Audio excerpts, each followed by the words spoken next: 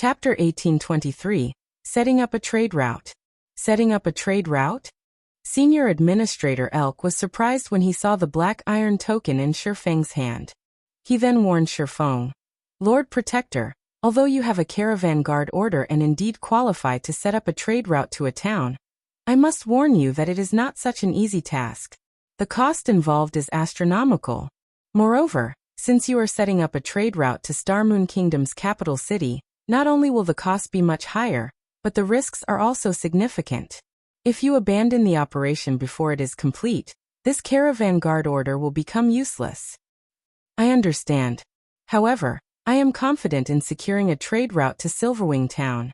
Shifeng said, nodding. He knew what it meant to set up a trade route. After all, he had done so many times during his previous life. If a guild town wanted to become more attractive to NPC merchants and increase the town's development speed, it had to have trade routes. Once the trade routes were in place, the town would acquire another benefit. The town in question would gain priority over rare items that NPC merchants transported.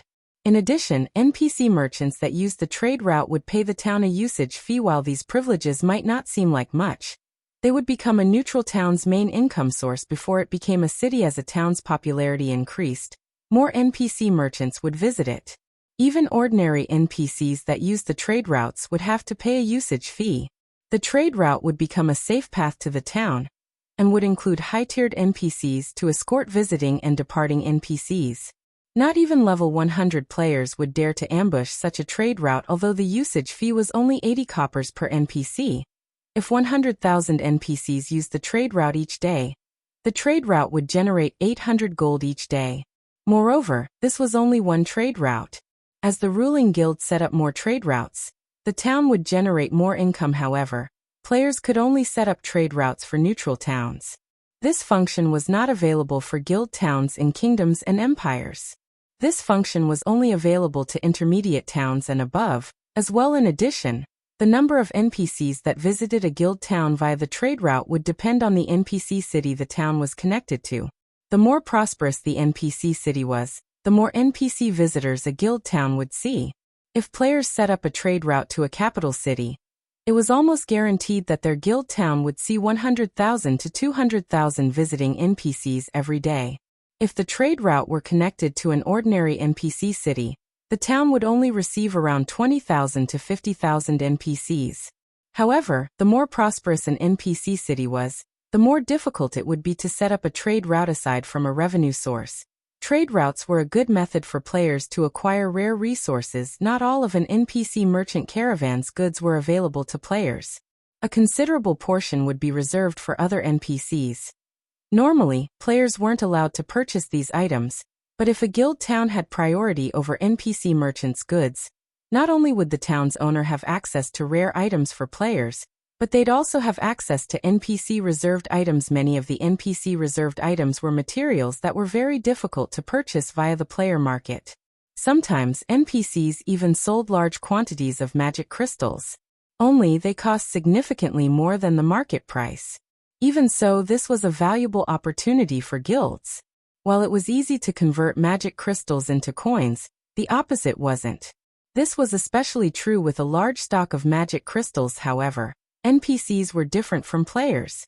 NPCs had a much easier time acquiring magic crystals because NPCs occupied most or veins that were capable of producing magic crystals, and within kingdoms and empires' borders, it was fairly normal to find NPCs who sold magic crystals carrying a stock of 5,000 to 10,000.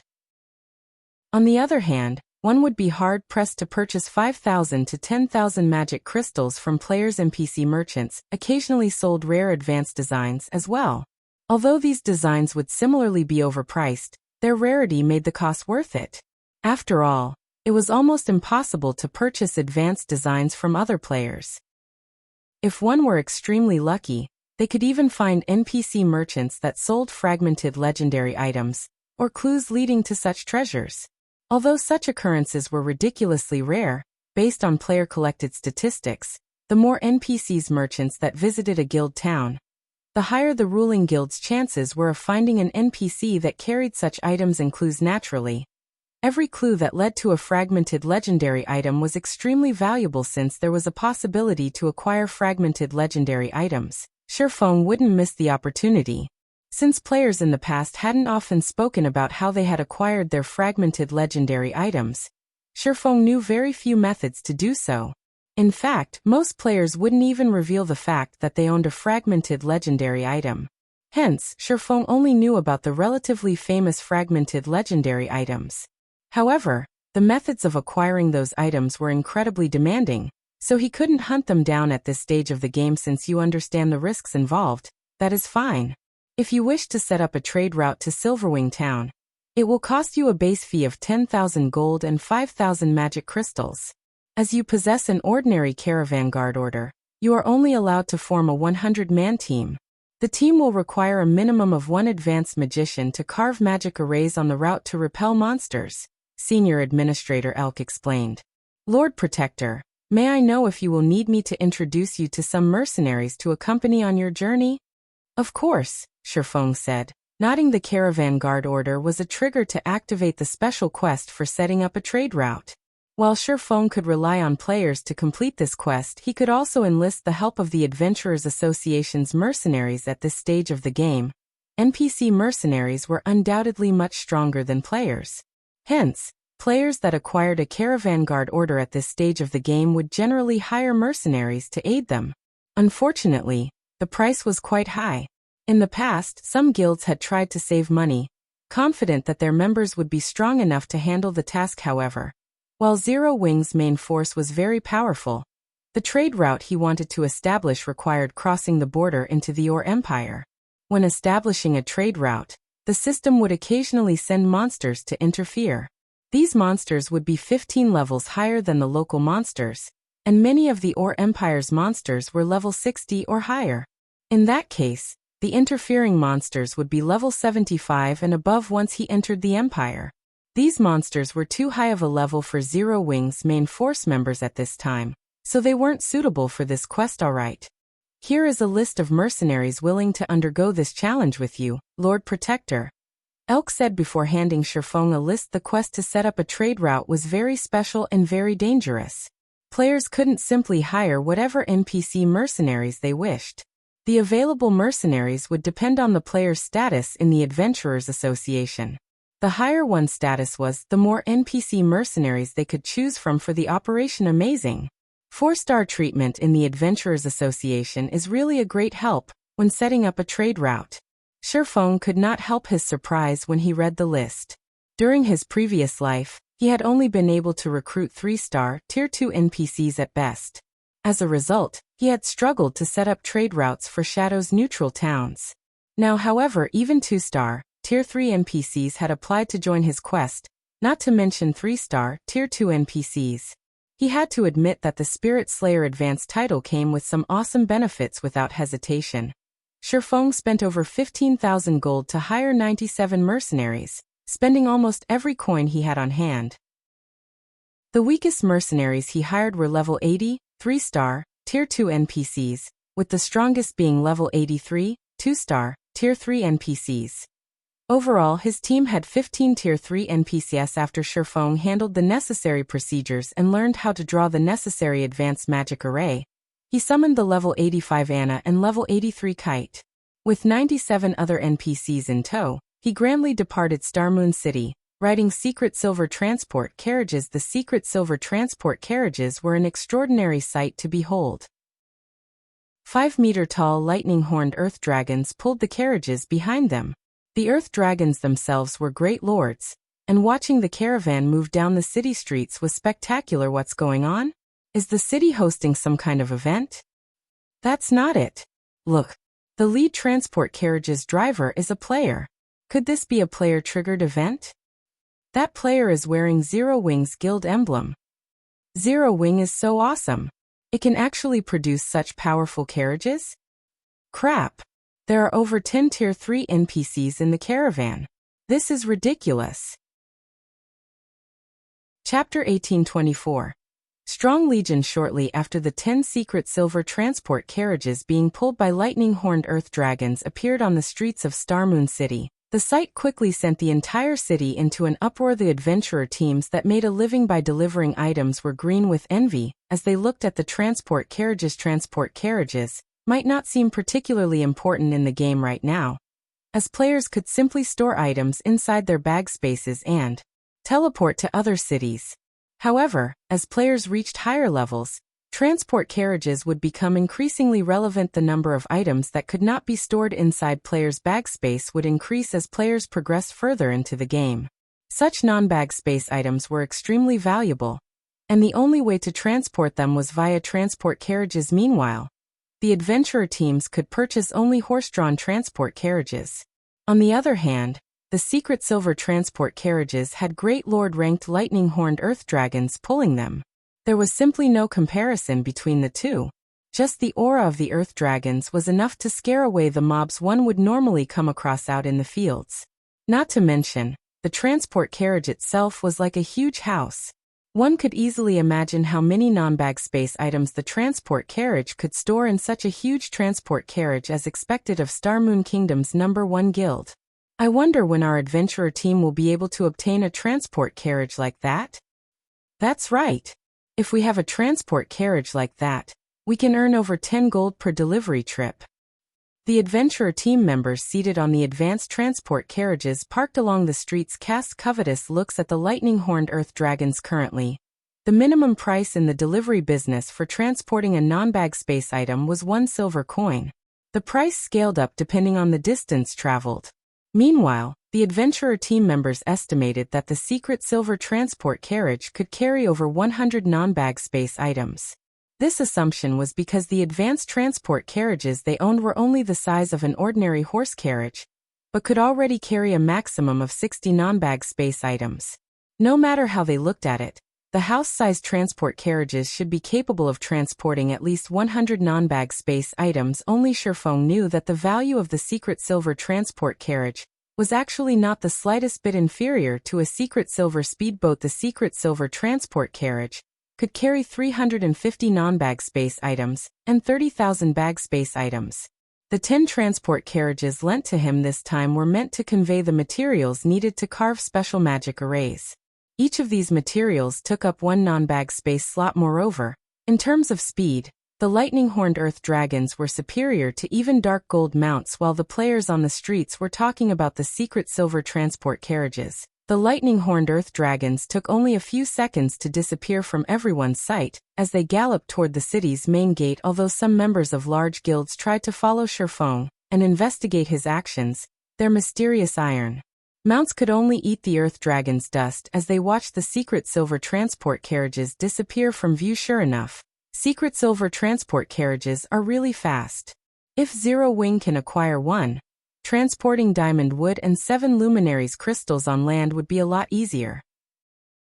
Shifeng could not help but be astonished as he looked at the scenery rapidly flashing by. If a transport carriage possessed such speed, even robbing it would become a very tough proposition. However, during his previous life, first-rate guilds would be very fortunate if they could acquire even bronze transport carriages, let alone secret silver transport carriages. After traveling for about half an hour, Shifeng arrived at a crossroads.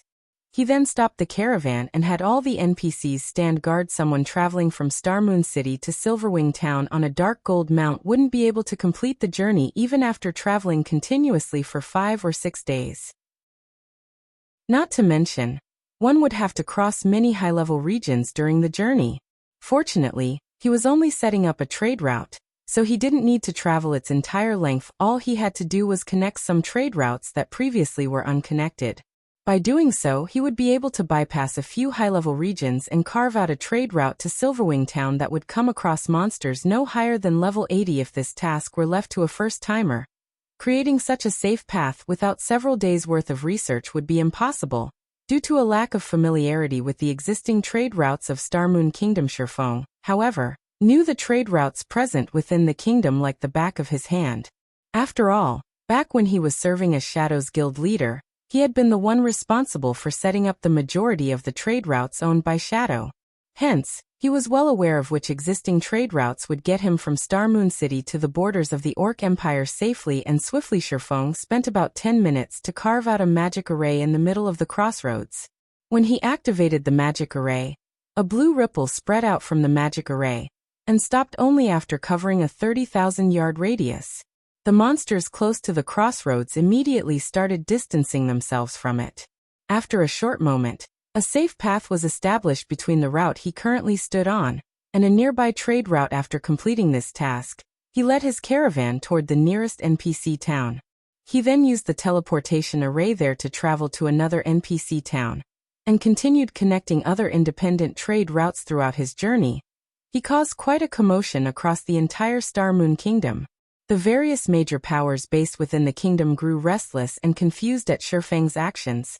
Unable to figure out what Zero Wing was trying to do after running around for a day or so, Shifeng successfully created a new trade route that connected Star Moon City and the border between Star Moon Kingdom and the Orc Empire for the remainder of the trade route.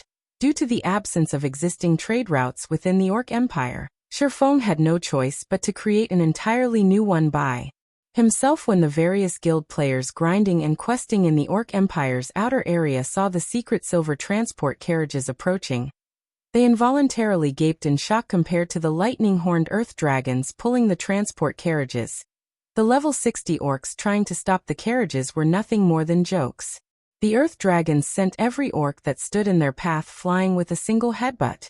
In the end, the lightning-horned earth dragons took only a brief moment to break through the blockade of several thousand orcs. Then, after reaching an empty section of the road, the convoy of carriages suddenly came to a halt. In the next moment, level 70+ orcs and monsters appeared out of nowhere and charged at the cloaked man that just alighted from the lead carriage. The man was sporting a six-winged emblem. As the orcs and monsters closed in on the man, groups of NPCs got off the other carriages and took up a defensive formation. These NPCs were all level 80 and above, and even the weakest among them was tier 2. Despite facing an army of several thousand monsters, these NPCs remained steadfast as they defended the cloaked man. Meanwhile, the dozen or so tier 3 NPCs fighting in the front lines sent groups of Lord-ranked orcs and monsters flying. With a casual attack among these NPCs was a golden-haired beauty that summoned a Great Lord-ranked golden giant, which thoroughly suppressed the Great Lord-ranked orc leading the assault on the caravan. Meanwhile, every offensive spell cast by the golden-haired beauty wrenched a cry of pain from the Great Lord-ranked orc, whose HP decreased rapidly. The army of several thousand orcs and monsters were utterly helpless against this 100-man team. The monsters couldn't even get within 30 yards of Shifeng before dying at the NPC's hands. The horrific scene made the spectating guild players nearby shudder in fear. Meanwhile, the spectating guilds included the Blackwater Guild, which Shifeng was very familiar with. Currently, there was a 1,000-man team from Blackwater present led by Singular Burial at this moment. However, Singular Burial no longer had a tyrannical air around him. After suffering consecutive defeats, he had lost all his corporate backing, which left him in an extremely awkward position in the Blackwater Guild. Now he was only an inconspicuous elder in Blackwater. Moreover, he was only level 53 right now. He looked nothing like the almighty guild leader of Heaven's Burial. Who is that person? How is he able to control so many NPCs? Wait a minute. Isn't that female NPC one of Black Flame's personal guards? She is. That's Anna. Crap, doesn't that mean that player is Black Flame? Not good. Black Flame is looking over. At this moment, when Blackwater's members looked at Shifeng, fear flooded their hearts because they were all fully aware that he could command the NPCs around him to reap their lives at a whim.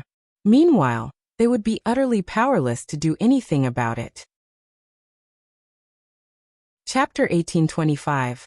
One success was built atop the sacrifice of thousands as the NPC Legion pushed back the approaching orc and monster army.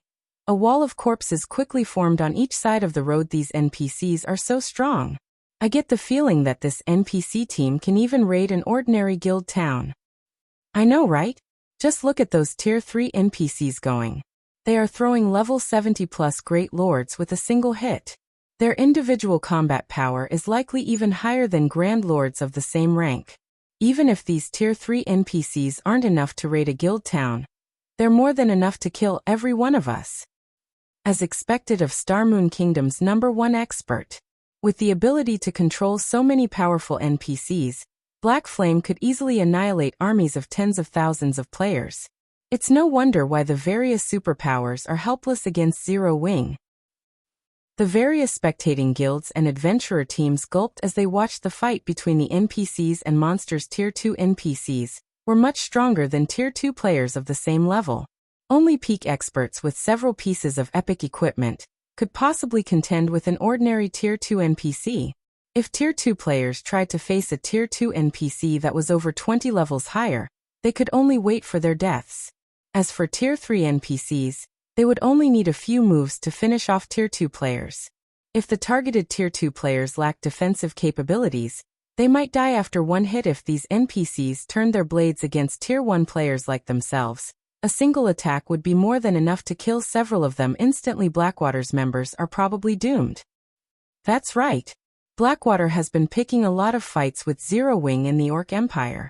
Now that Black Flame has found some of Blackwater's members, he'll massacre them. The various large guilds members couldn't help but watch Blackwater's members with pity as they fought the local orcs. Nowadays, Blackwater and Zero Wing's members would fight whenever they came across each other in the fields. Although Blackwater currently had over 1,000 members present, before the Sword King, the group was a joke. Furthermore, Black Flame had a team of level 80 plus NPCs with him. This further reduced the chances of Blackwater's members escaping this place alive. Why is Black Flame here? We're doomed. We're doomed. Fear colored the faces of Blackwater's members as they watched Shifeng. They had experienced the man's might firsthand, so they knew just how powerful he was. Black Flame was truly unstoppable. He could easily single out and kill a specific player while surrounded by an army of tens of thousands. Although their team currently had over 1,000 well-equipped elite and expert players, Black Flame could annihilate them all by himself. Their only option was to run. If others heard their thoughts, they'd be a laughingstock.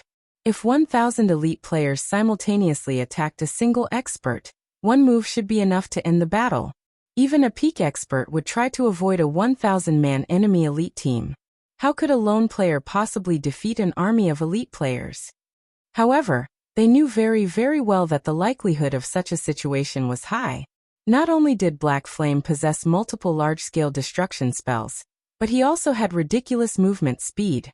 He also had enough strength to contend with mythic monsters. In addition, he was capable of summoning powerful monsters. It wasn't an exaggeration to call Black Flame a one-man army. Damn it. Why is he here? Singular Burial paled when he saw Shifeng's cloaked figure looking at Shifeng now. Singular Burial was no longer as confident as he had been in the past. He harbored no thoughts of fighting Shifeng as he knew that doing so would be a waste of energy. In fact, it would only lead to a quicker death. Singular Burial could not understand why Shifeng had come to a backwater place like this. They were currently in the Orc Empire's outer region. For an expert of Shifeng's caliber, only grinding or questing in the Empire's core would be worth his time. He had struggled to stabilize his standing in Blackwater. In the hopes of elevating his position in the guild, he had been doing his best to raise the Heaven's Burial members that had followed him to join Blackwater. Yet before his efforts could bear fruit, he had encountered Shifeng. "Commander, what should we do?" Daybreak Fog revealed a somber expression when she saw Shifeng. As well, after Heaven's Burial disbanded and Flame Blood was crippled, over half of Heaven's Burial's main force members had chosen separate paths. Because of this, their positions in Blackwater had plummeted. Among their 1,000-man team, only 100 or so were experts. While this might be a high number compared to other 1,000-man elite teams, it was nowhere near enough to deal with Shifeng. To Shifeng, their experts were no different than the team's elite players. The Swordsman could kill them all with one hit. We don't have any other choice. Have everyone slowly retreat. We can't afford another loss. Get ready to use the Tier 3 group instantaneous teleportation scroll to send the main force away from this place. Everyone else should spread out and run. Absolutely do not fight Black Flame, Singular Burial said. Gnashing his teeth, the Tier 3 group instantaneous teleportation scroll was extremely valuable, an item he had obtained after completing a difficult team quest. It was also the only life-saving tool he had to save his team. However, the teleportation scroll could only teleport a maximum of 100 players. He couldn't transport his entire team. I understand. Daybreak Fog nodded. She then took a silver magic scroll from her bag and eyed Shifeng's every movement. If she noticed the slightest change, she'd activate the scroll immediately. However, Shifeng, who sat on the leading transport carriage, had finally finished carving an expulsion magic array on a crystal shard. He then tossed the crystal to the ground before him and started chanting an incantation. Very quickly, the crystal merged with the earth. A slightly incomplete magic array then formed beneath Shifeng's feet. Seeing this, Shifeng took out several light blue crystals to complete the array. Once complete, a blue ripple of light radiated out from the array as if something had frightened them. The level 70+ orcs and monsters, which had been busy fighting the NPCs, fled from the caravan. Even the orcs and monsters several hundred yards away from the caravan began to back away. The spectating crowd nearby stared with dropped jaws. What did he just do? The several thousand orcs and monsters that had previously occupied the road had retreated by over 500 yards, watching the road in terror. Every monster as far as the eye could see did the same. Not one dared to approach the road. Once Shifeng finished his work, he collected the leftover materials. As he returned to the transport carriage, he noticed a 1,000-man legion backing away from his position. Singular burial? Shifeng quickly spotted singular burial among this 1,000-man legion. However, his old enemy watched him cautiously. Seeing this, Shifeng could not help but sigh inwardly. Currently, singular burial wore a mix of level 50 secret silver and fine gold equipment. Aside from the man's longbow, Shifeng could easily discern the rank of his other items. Looking at him now, it was hard to believe singular burial had once been the guild leader of an almighty guild in Starmoon Kingdom. This was the cruel reality of God's domain. In God's domain, one's success was built atop the sacrifice of thousands. After a glance at singular burial, Shifeng climbed back onto his transport carriage and had the convoy continue down the road. If he did not complete the trade route quickly, the expulsion magic arrays he had already set up within the Empire would begin to disappear. This was the time limit players had to endure. The system would not allow players to take their sweet time when establishing a trade route. As for killing singular burial and the others, he had no interest in such a task. Moreover, with singular burial's current state, he didn't consider the man a threat. After realizing that Shifeng was leaving without a fight, Blackwater's members breathed a deep sigh of relief. Commander, Black Flame left. Daybreak Fog could not help but cry out with joy when she saw Shifeng drive his transport carriage away. When Shifeng had turned to look at them, she had nearly used the precious group instantaneous teleportation scroll. Out of anxiety, yes, he left. Singular burial wore an expression of mixed indignation and sadness as he watched Shifeng leave. He had noticed a hint of pity in Shifeng's eyes. This discovery had dealt an unprecedented mental blow. Is he trying to say that I don't even qualify to face him now? Chapter 1826. Vulcan Sigh. After Shifeng left, all of the various large guilds members visibly relaxed. Black Flame is leaving, just like that? He doesn't intend to deal with Blackwater's members? My guess is that Black Flame finds it beneath him to deal with them. I've watched the battles that occurred at the primordial divine ruin. Black Flame had soloed a mythic monster. Then he sent both Blackwater's army and the evil beast army running with their tails tucked between their legs. A measly 1,000-man elite team probably isn't worth his effort. Black Flame is too strong. His presence alone was enough to make the various large guilds shrink back with fear. It's no wonder why Black Flame is recognized as Starmoon Kingdom's #1 expert. He is far stronger than those famous peak experts. The adventurer teams watching from a short distance away were shocked when they looked at the various guild players, who watched the departing convoy cautiously. They had never thought that the presence of a single player would be enough to deter so many guild players. They had all heard many rumors about Black Flame, but they had assumed the rumors were jokes and baseless assertions. However, they simply treated those rumors as jokes and baseless assertions. However, after seeing the man in person today, they finally understood that the rumors were actually true. In fact, Black Flame was even scarier than the rumors made him out to be. Because of this discovery, many of these independent players, who hadn't been interested in joining any guild, began to have second thoughts. They all considered joining Zero Wing, especially the Swordsman players. This was especially true for swordsman players. Unbeknownst to Shifeng, his casual action of sparing Blackwater's members had made many independent players in the Orc Empire reconsider their position about joining his guild. At the same time, news of Shifeng's appearance in the Orc Empire had reached the various dark players hiding in the Empire. Commander, we have discovered Black Flame. Where?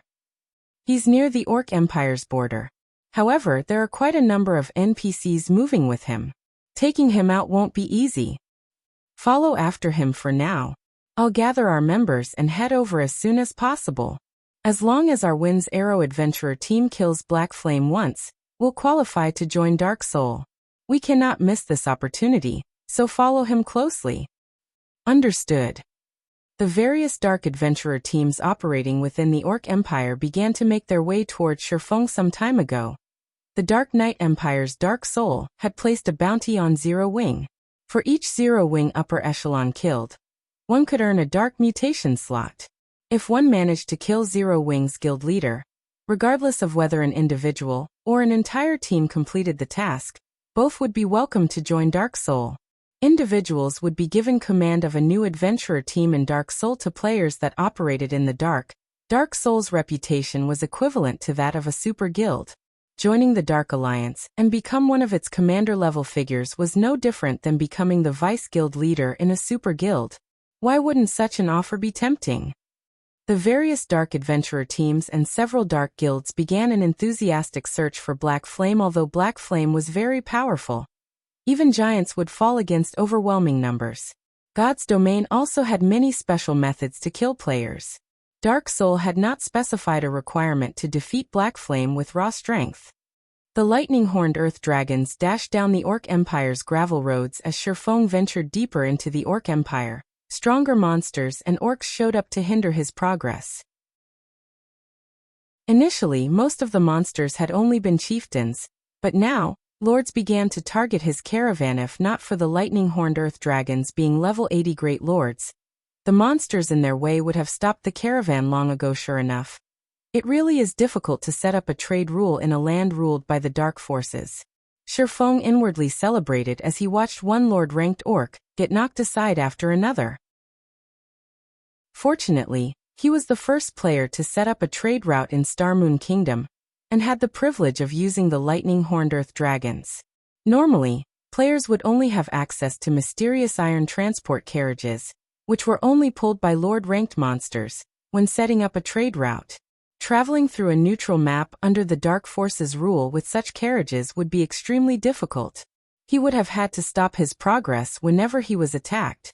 In that case, he would have had to rely on the NPCs he had hired to clear a path or dispatch a large number of his guild members to do so with the lightning-horned earth dragons. However, he could simply bulldoze his way through.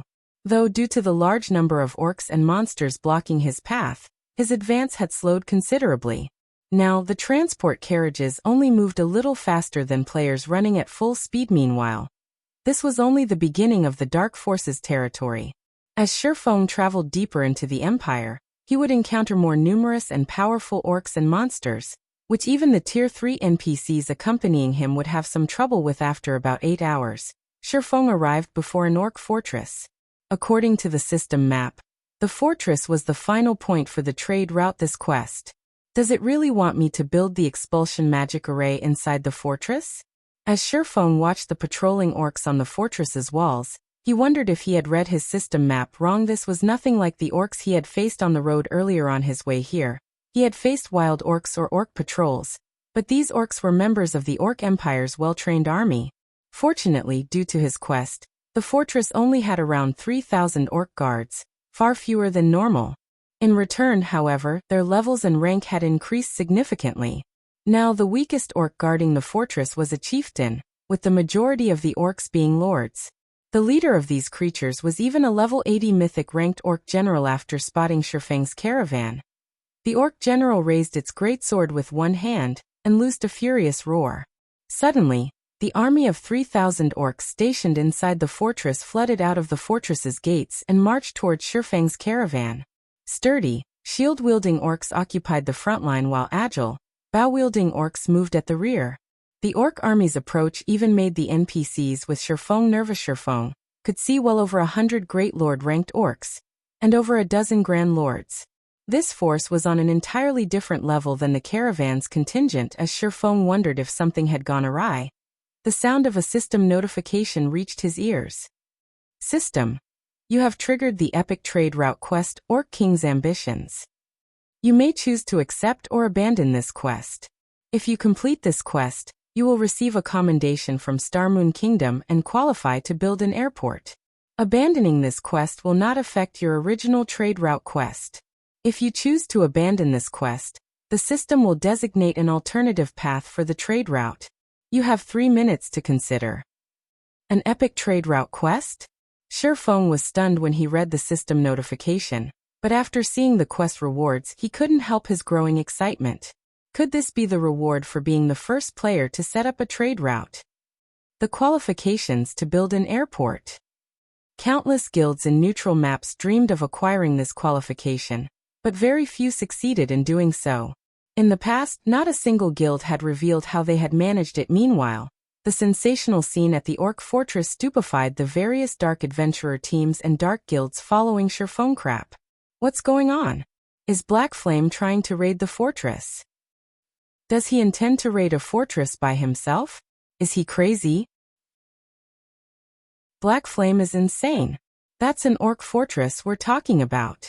Although he can stand against a mythic monster for some time, capturing a fortress is a different story entirely.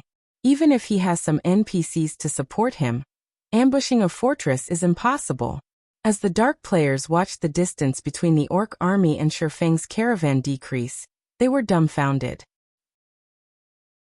They had watched many guilds try to raid one of the Orc Empire's fortresses before, but this was the first time they had seen a single player attempt it. Commander, what should we do? Should we attack Black Flame? These orcs are too high-leveled. Moreover, there's a mythic orc among them. If we attack carelessly, we might get dragged into the fight. Let's wait. It won't be too late to take action once the orc army pushes Black Flame and his NPCs back. All of the dark adventurer teams and dark guilds following Shifeng came to the same decision. Meanwhile, as the orc army approached the caravan, Shifeng and his NPCs prepared for battle. Let's give it a try, Shifeng decided after analyzing his current combat power and the challenge. The quest had only mentioned that he needed to set up an expulsion magic array in the fortress, not capture the fortress. There was a huge difference between the two tasks. Naturally, the former was far easier. Moreover, this was a valuable opportunity. It would be a huge waste to give it up. Grinding his teeth, Shifeng accepted the quest. He then pulled a magic scroll with crimson divine runes from his bag. This magic scroll was none other than the Tier 4 continuous use magic scroll, Vulcan Sigh, which he had acquired from the gold magic crystal treasure chest in the Eclipse Throne. The magic scroll was even more valuable than ordinary epic equipment. Vulcan's Sigh was also an extremely rare summoning scroll. He had hoped to save the scroll as a trump card for any future guild wars, but using it to complete this epic trade route quest was worth the expenditure, following which, Shifeng injected 1,000 magic crystals of mana into the magic scroll and activated it. In the next moment, a crimson, threefold magic array manifested beneath Shifeng's feet. The sky also began to transform, and the earth started to quake. Why did the sky suddenly go dark? Everyone noticed dark clouds block out the sun.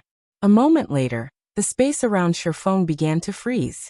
The spectating dark players felt a powerful aura assault their minds and bodies. Chapter 1827.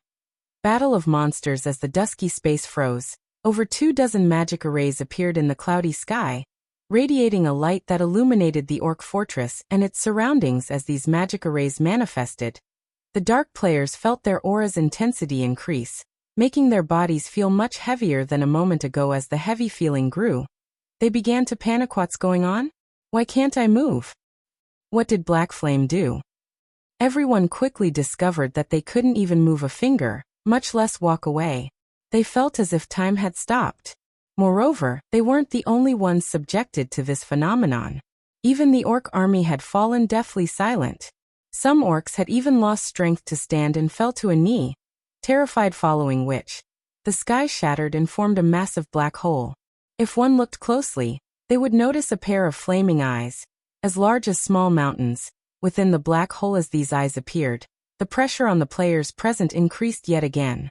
Immediately, all of the orcs, including the mythic ranked orc general, slumped to the ground and shuddered in fear. What's going on? It's over. We're doomed. Damn it. This must be a trap. Black flame setup. We've been tricked. As the dark players looked up at the massive pair of eyes, they sensed their impending death and destruction. They weren't even ants before the owner of those eyes. As long as the creature willed it, its aura alone would slay these players. It wouldn't even need to attack. The players from the various dark adventurer teams and dark guilds suddenly regretted their decision to target Sherfong just as everyone cowered before their doom. The pair of flaming orbs vanished abruptly before fire began to pour from the black hole, raining down on the Orc Empire like meteors. Boom, boom, boom. A series of explosions shook the Orc fortress and the area. The ground trembled so violently that the dark players, who stood quite a distance away, nearly lost their footing. The shower of fire continued for 6 seconds, transforming the earth under the Orc army into a burning hellscape. By the time flames stopped pouring out of the black hole, the chieftain-ranked orcs had been wiped out while the lords sustained heavy injuries. The several thousand dark players gasped when they saw this outcome. With one attack, Sherfong had obliterated half of the entire orc army. However, before the crowd could recover from their shock, the fire on the battlefield converged and transformed into easily over 100 flame giants. The weakest among these flame giants was a level 80 High Lord, whereas the strongest 5 were level 82 Grand Lords. Vulcan's Sigh is actually so powerful.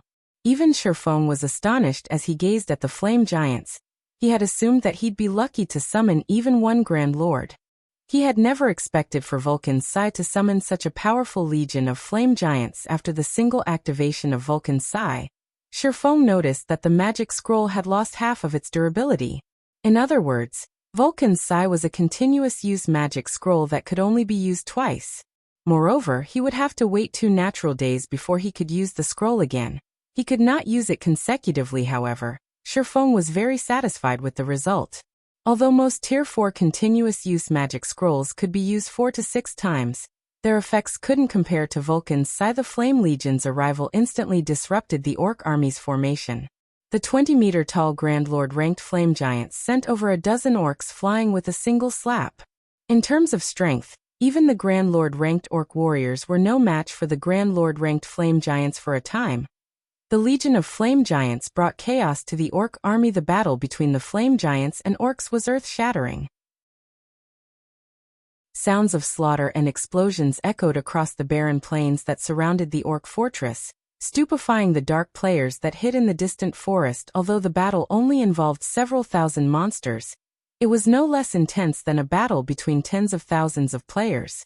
If players joined this fight, even the shockwaves from the orcs and flame giants clashing would vaporize them. While the orc army tangled with the Flame Legion, Sherfong used the opportunity to lead his NPC mercenaries past the orc army and towards the orc fortress. He did not need to exterminate the orc army to capture the fortress. He only needed to set up the expulsion magic array inside of it. Moreover, Sherfong did not think that he could defeat the orc army. The army was led by a mythic orc, after all. Although the flame giants were powerful, a mythic-ranked creature could easily suppress them. Furthermore, the Flame Legion was badly outnumbered. It was only a matter of time before the orcs wiped the Legion out. When Sherfong was within 500 yards of the fortress, the level 80 orc general discovered his group. With a roar, the orc general raised its great sword, firing a chilling beam attack at the Grand Lord-ranked flame giant before it. The attack sent the flame giant flying back as a layer of ice formed on the ground before the orc general. The mythic orc then led a group of subordinates as they ran down the icy path its attack had created to block the fortress's entrance with their bodies. Other orcs also began to abandon their fights with the flame giants, charging towards Sherfeng's group. Sure enough, they won't let me through so easily.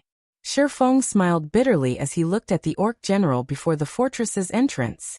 He then turned toward Anna and ordered, "Do it." Nodding, Anna began to chant as she approached the orc general. When less than 100 yards separated the two, Anna finished her spell and pointed her staff at the orc general. Suddenly, a level 85, Tier 4 Valkyrie descended from the sky using an advanced instantaneous movement. The Valkyrie instantly appeared before the orc general and swept the lightning spear in her hands at the mythic orc boom.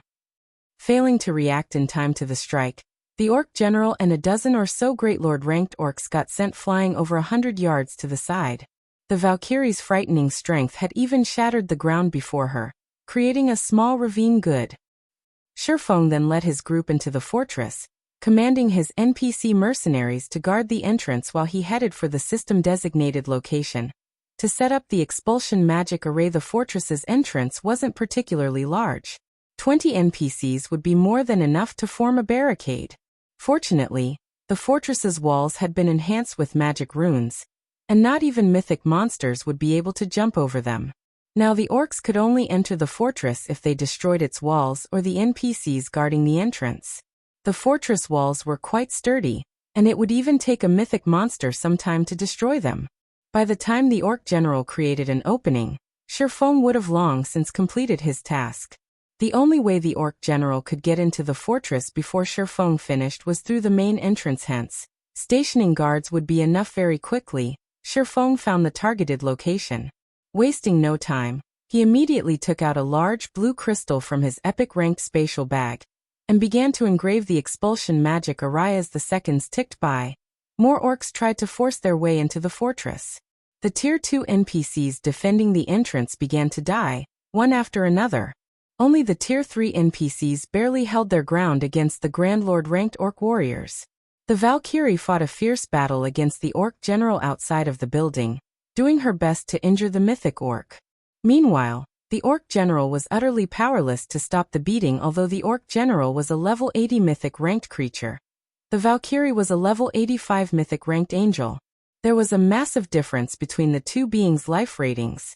The Valkyrie completely overpowered the orc general, and it took everything it had just to block the Valkyrie's attacks. Occasionally, the orc general slipped up, and the Valkyrie's attacks sent it flying. The watching dark players were flabbergasted. The various commanders and upper echelons from the dark adventurer teams and dark guilds wiped the sweat from their foreheads. They inwardly celebrated the fact that they hadn't rushed to attack Shifeng. The consequences would have been unimaginably dire by the time the Valkyrie disappeared. The orc general was heavily injured, greatly reducing its combat power. Now it was only slightly more powerful than the Grand Lord-ranked orc warriors. I need to hurry. When Shifeng saw the orc general attack the guards at the entrance, he began to inscribe runes faster. 20 seconds. 40 seconds. 60 seconds. Once the orc general rejoined the fight, more NPC mercenaries began to fall. In just 60 seconds, over 10 Tier 2 NPCs had died. One of the Tier 3 NPCs had even sustained heavy injuries. When there were fewer than 30 NPC mercenaries remaining, the orc general used a powerful skill and charged past the blockade. Upon entering the fortress and spotting Shifeng, the orc general roared and swung its greatsword at the offending swordsman. Suddenly, a cold energy beam shot toward Shifeng, and everything it passed froze while inscribing the magic array. Shifeng couldn't move without canceling the inscription process. He'd have to start all over again. Hence, Shifeng had no choice but to activate absolute defense. After the energy beam disappeared, everything except for Shifeng's immediate surroundings had frozen solid. When the orc general saw that Shifeng had survived, it was further enraged. It charged up to Shifeng, brandishing its greatsword. Despite the fact that the power of the orc general's attacks shattered the ground around him, Shifeng remained unharmed. However, his heart pounded with nervous energy, rather than feeling relieved just when absolute domain's duration was about to end. The blue crystal in Shifeng's hand suddenly lit up. He had finally finished inscribing the magic array. Go. Shifeng shoved the crystal into the ground before him. As the crystal melded with the ground, a magic array appeared beneath Shifeng's feet. Seeing this, Shifeng activated Heavenly Dragon's power, his attribute skyrocketing scram. Shifeng yelled as he swung Killing Ray at the orc general. Lightning slash. A blue lightning bolt struck the orc general, and like a cannonball, the creature flew backward, only stopping when it crashed into a nearby wall. Losing this opportunity, Anna had her 10 rock guardians form a magic array around the orc general, trapping the mythic orc. Meanwhile, Shifeng took out several small crystals for the magic array's finishing touches. Since Shifeng was now very familiar with the process, He only needed 10 seconds to complete the array. As the magic array completed, a blue ripple of light enveloped the war fortress. A moment later, a series of system notifications reached Shifeng's ears. Chapter 1828. Advanced Manager System. Congratulations! You have completed the epic trade route quest or King's Ambitions. Rewarding Star Moon Kingdom Reputation plus 100, plus 50% EXP of current level, and 1 Star Moon Kingdom Airport Building Order Orc Empire Region System Announcement. Congratulations to Zero Wing's Silverwing Town for becoming the first town in the Orc Empire to set up a trade route. Rewarding 10,000 popularity points to Silverwing Town and 1 transportation firm design. The system announcement echoed 3 times in the ears of every player within the Orc Empire. Set up a trade route? What's that? It should be something that can lure in more NPC merchants. If that's true, doesn't that mean we can obtain even more rare items from the NPCs of Silverwing Town now? Zero Wing is really amazing. Silverwing Town got promoted into an intermediate town just recently. Now Zero Wing has even managed to set up a trade route for it. The Orc Empire will definitely fall under Zero Wing's dominion in the future. That's for sure. Previously, the Evil Beast army was already helpless against Zero Wing. With how rapidly Silverwing Town is developing right now, I believe it will surpass Ancient Rock City before long. It would be great if that's the case. If Silverwing Town really does surpass Ancient Rock City, we won't have to worry about getting ambushed by dark players when grinding in the Orc Empire's outer area. The players grinding in the Orc Empire promptly started a discussion about Zero Wing. They all held an optimistic view of Zero Wing's future. At the same time, they also hoped that Silverwing Town could develop quickly. For some reason, Ancient Rock City had actually become a mecca for the dark forces. A large number of dark players was currently gathered there since Ancient Rock City was located in the Orc Empire's inner area. The dark players' main sphere of activity encompassed the Orc Empire's inner area, and the boundary between the inner and outer areas. As a result, the independent players trying to grind and do quests in these areas frequently came under attack from dark players. As for Silverwing Town, which was the town closest to Ancient Rock City, while it could be considered a mecca for normal players like themselves, as the town could accommodate only a very limited number of people, not that many players gathered around the town. Hence, the number of normal players operating within the vicinity of Silverwing Town was relatively low, far from enough to contend against the dark players operating around Ancient Rock City. However, if Silverwing Town were developed further, the number of players gathering at the town would also increase. The influx of normal players would naturally pose a deterrent to the dark players. At the very least, they would refrain from boldly launching attacks in large numbers. Although the news of Silverwing Town setting up a trade route brought joy to the independent players operating within the Orc Empire, somber expressions appeared on the faces of the various major powers' upper echelons when they received this piece of news. At this point in time, the number of players willing to operate within the Orc Empire had already peaked. In other words, the player population within the Orc Empire would no longer increase significantly like before. Meanwhile, the various major powers that had captured a town within the Orc Empire all needed to lure more players to their towns to develop their towns. However, if most of the players operating within the Empire were heading to Silverwing Town, how were these major powers supposed to develop their own guild towns? Wind, with this recent development, the Ancient Rock City you're managing is in for a tough time. Falling Fire, who held a crystalline crimson staff, said when he heard the latest system announcement. A grin appeared on his face as he turned to look at the level 55, Tier 2 Berserker standing beside him. To begin with, we only joined hands with the dark players to use their strength to whittle down Zero Wing. This change will bring no loss to the evil god's temple, Wind Hunter said indifferently. Moreover, no matter how Zero Wing develops Silverwing Town, it is already too late. Don't you agree? Indeed. While Zero Wing's Black Flame is indeed very scary, unfortunately for him, a guild can't become strong just by relying on one person. At the end of the day, a war between guilds is decided by the financial strength and foundations both sides possess. Falling Fire said as he looked at the Crimson Flame Fortress, whose defensive magic array had already been shattered. We'll let Zero Wing maintain its arrogance for now. As long as we capture the Crimson Flame Fortress, Zero Wing's existence will be over. The Crimson Flame Fortress was one of the most important fortresses within the Orc Empire's inner area. It was also one of the relatively safe transport hubs in the Empire. Capturing the Crimson Flame Fortress would be equivalent to taking control of the majority of the players heading to the regional dungeon Orc capital city. The amount of coins and resources they could earn from the fortress would easily surpass that from Ancient Rock City at its peak at the same time. Their control of the Crimson Flame Fortress would essentially allow them to bar Zero Wing from entering the Orc capital city. This would render all of Zero Wing's efforts in the Orc Empire useless in the long run. Their alliance would grow increasingly stronger in the Orc Empire, whereas Zero Wing would weaken. After accumulating sufficient strength, they could then capture Silverwing Town and destroy Zero Wing, permanently relegating the guild to history.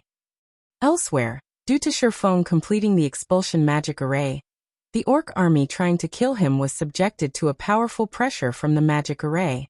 Even the Orc general's reactions turned sluggish under the pressure, allowing the swordsman to evade the Orc general's attacks, albeit barely, just as Sherfone was trying to think of a way to escape.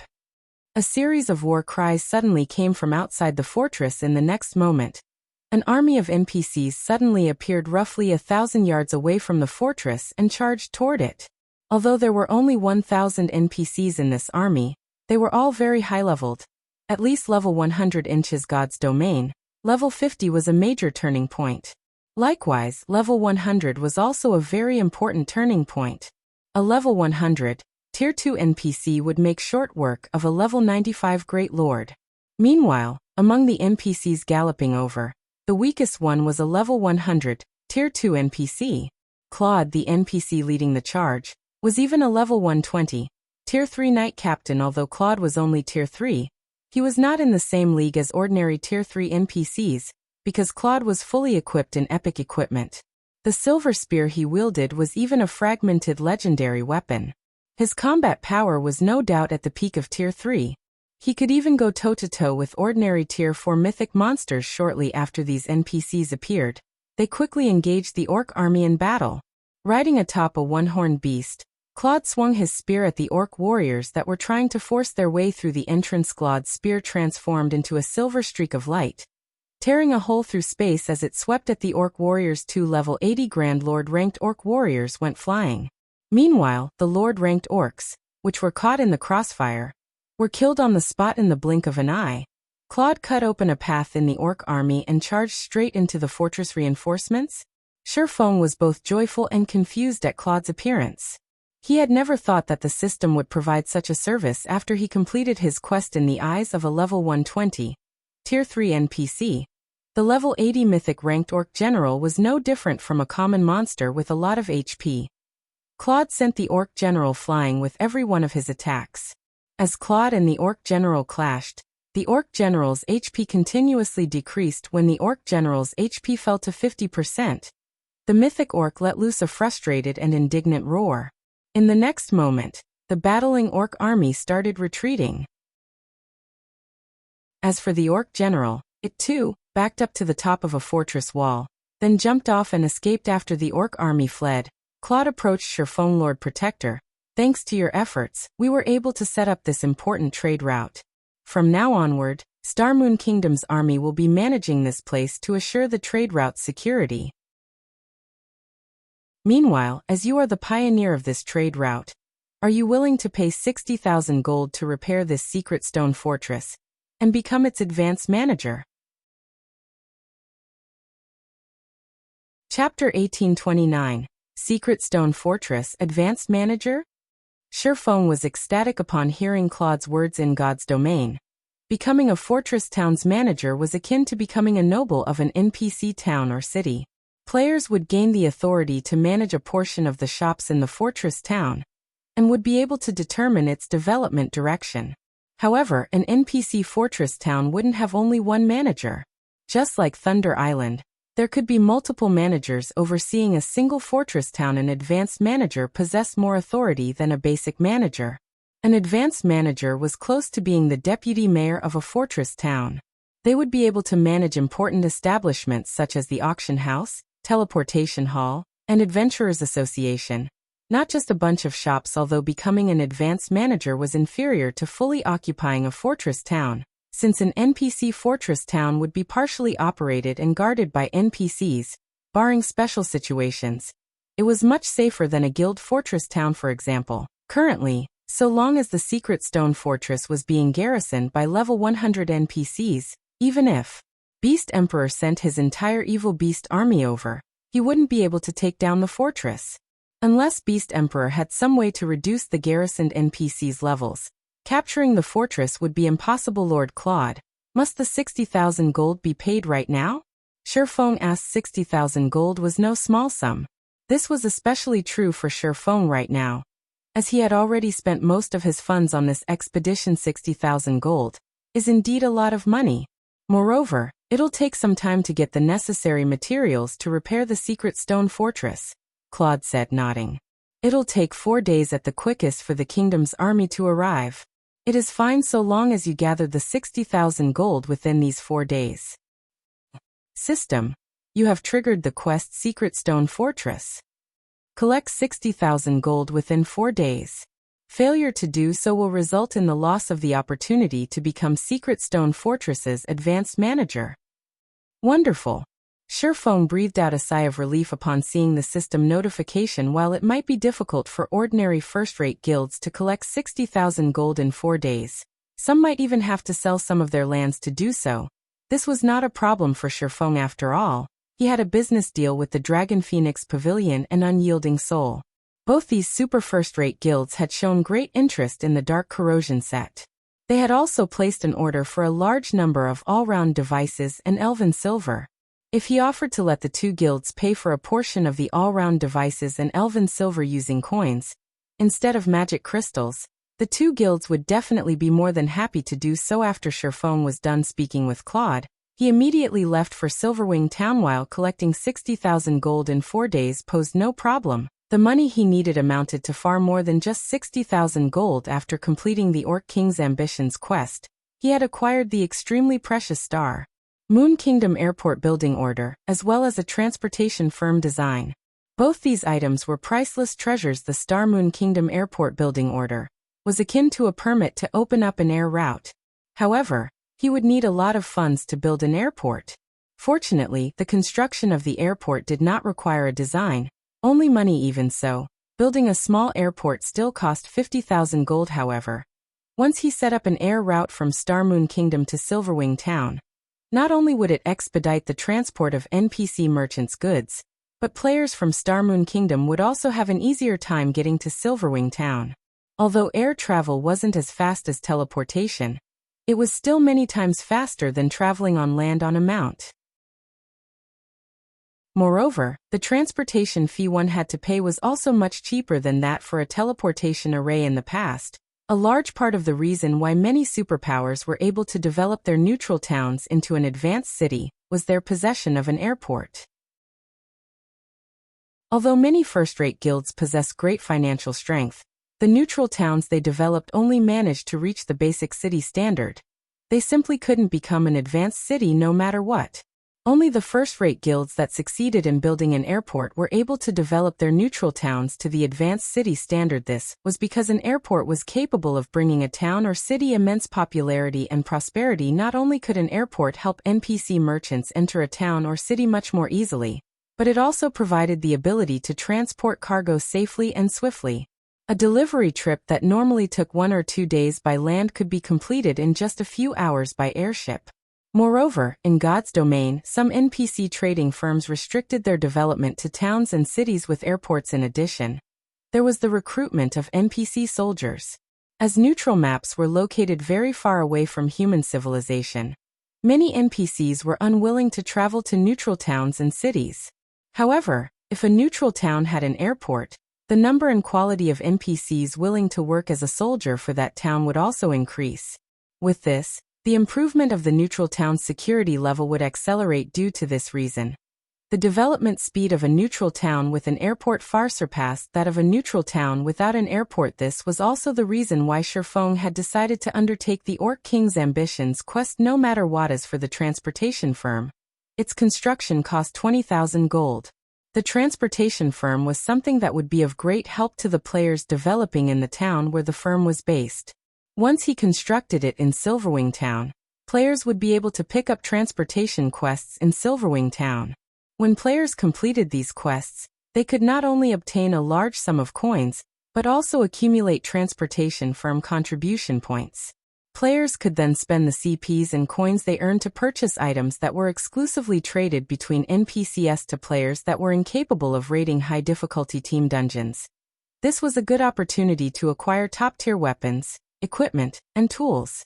In the past, the transportation firm was actually much more popular than even the auction house normally. NPC auction houses hosted auctions only once a week. However, the transportation firm would stock up on new items every day. Moreover, the more prosperous the town or city a transportation firm was based in, the better the quality of the items sold. Hence, in the past, any guild town or city that housed a transportation firm had become a holy land for independent players. Meanwhile, the airport and transportation firm would complement each other. If he could build both in Silverwing Town now, he might not even need a month to upgrade Silverwing Town into an advanced town. However, building these two constructions would cost an astronomical number of coins. Hence, he needed to take action as soon as possible. The moment Sherfong exited the secret stone fortress, the members of the various dark adventurer teams and dark guilds immediately shifted their gaze to him. Commander, should we move out now?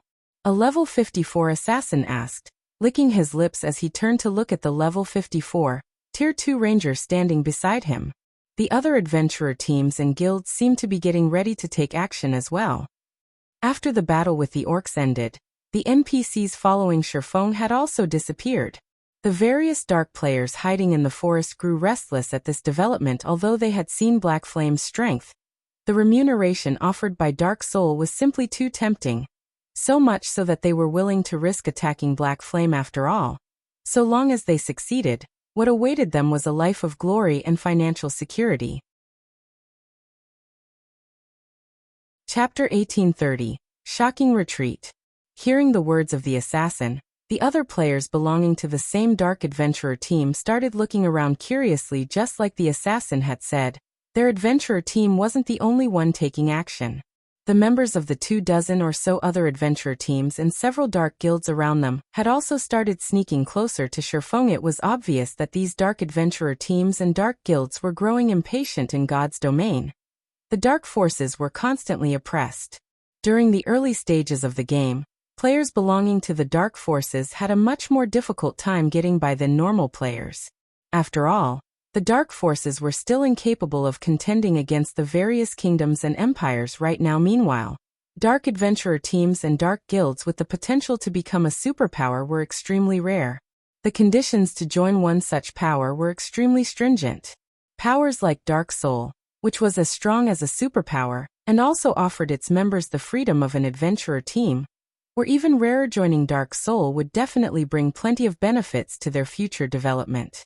They also wouldn't have to worry about getting hunted just because they killed the members of certain guilds. Moreover, they could grind in the high-resource maps occupied by Dark Soul, and not make do in poor maps. Commander? The assassin could not help but call out to the silent Tier 2 ranger once again. If we don't make a move now, I'm afraid we'll lose this chance to the other adventurer teams. Fine. In for a penny, in for a pound. Even if we fail, at worst, we'll lose a level. If we succeed, we'll become members of Dark Soul in the future and instantly join the upper ranks of the dark forces. The gruff man carrying an exquisite crystalline longbow said, nodding. A hint of killing intent flashed across his eyes as he looked at Sherfong. Dark players had a much more difficult time getting by than normal players. The difficulty of finding a strong support to rely on as a dark player was also much greater than what normal players faced when trying to join the various superpowers. Now that there was an opportunity to join Dark Soul, how could he possibly let this chance get away? When the 24 or so members of the adventurer team heard their commander's words, they immediately revealed fierce expressions.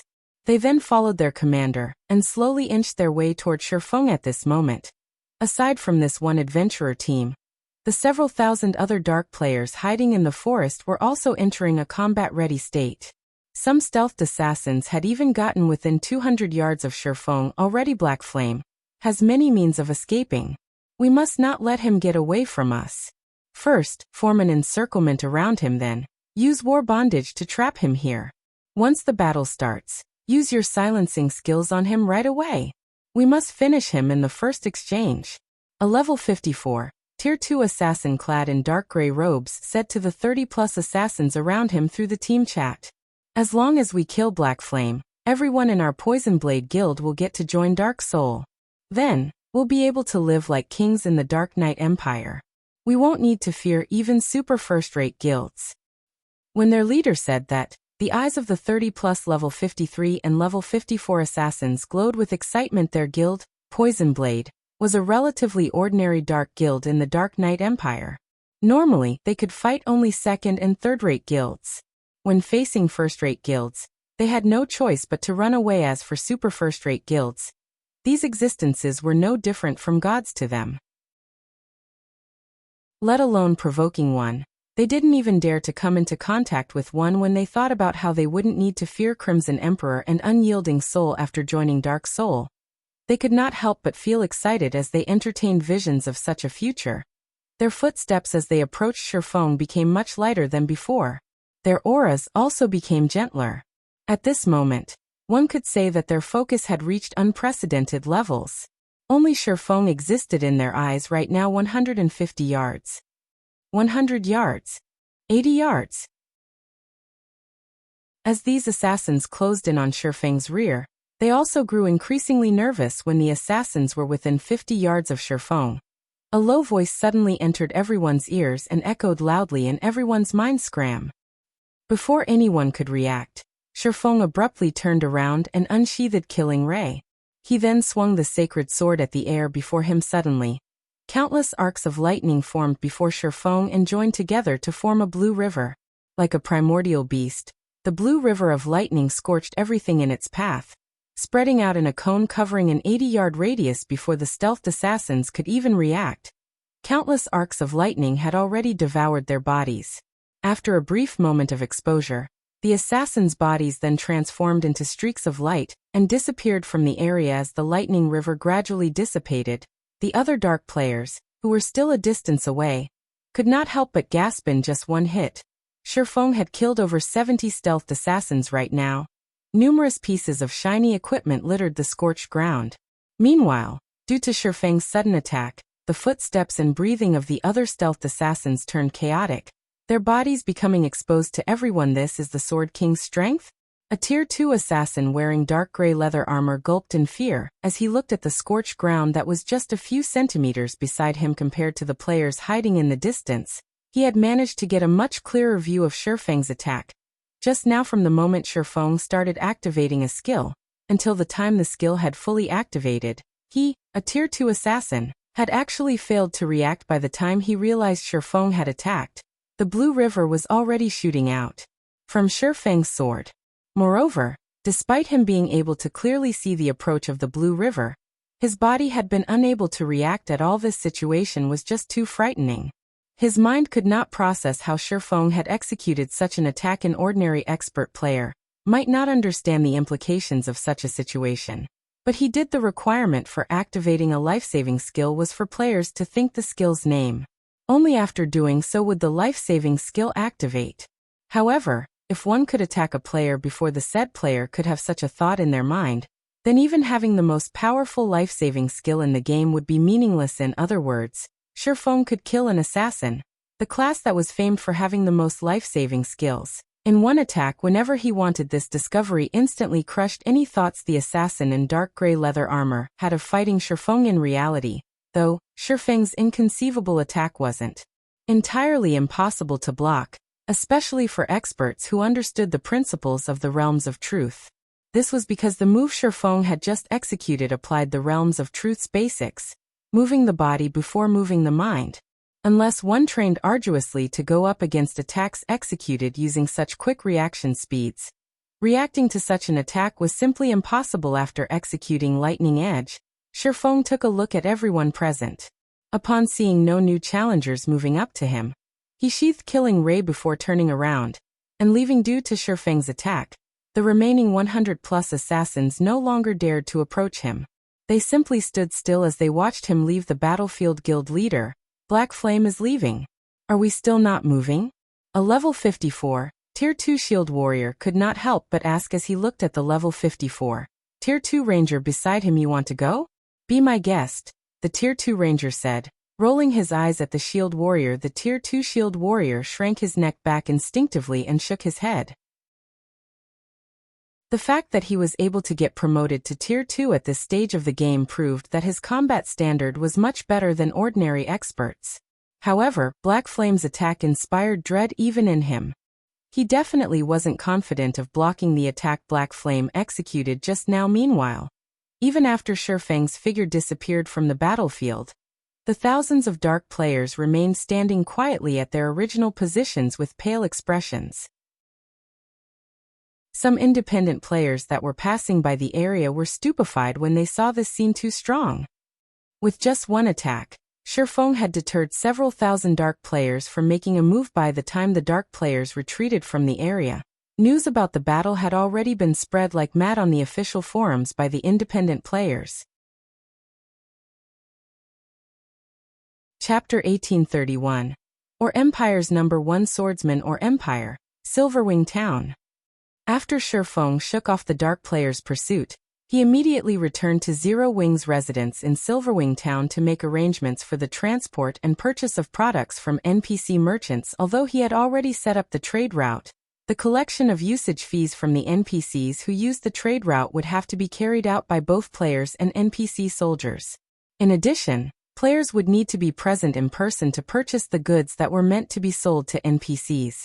Hence, he would need to assign considerable manpower to handle these tasks. Moreover, in order to make sure the items purchased were useful, he would have to send knowledgeable personnel to deal with the NPC merchants. However, as soon as Shifeng returned to the guild residence, he was greeted by a boisterous scene.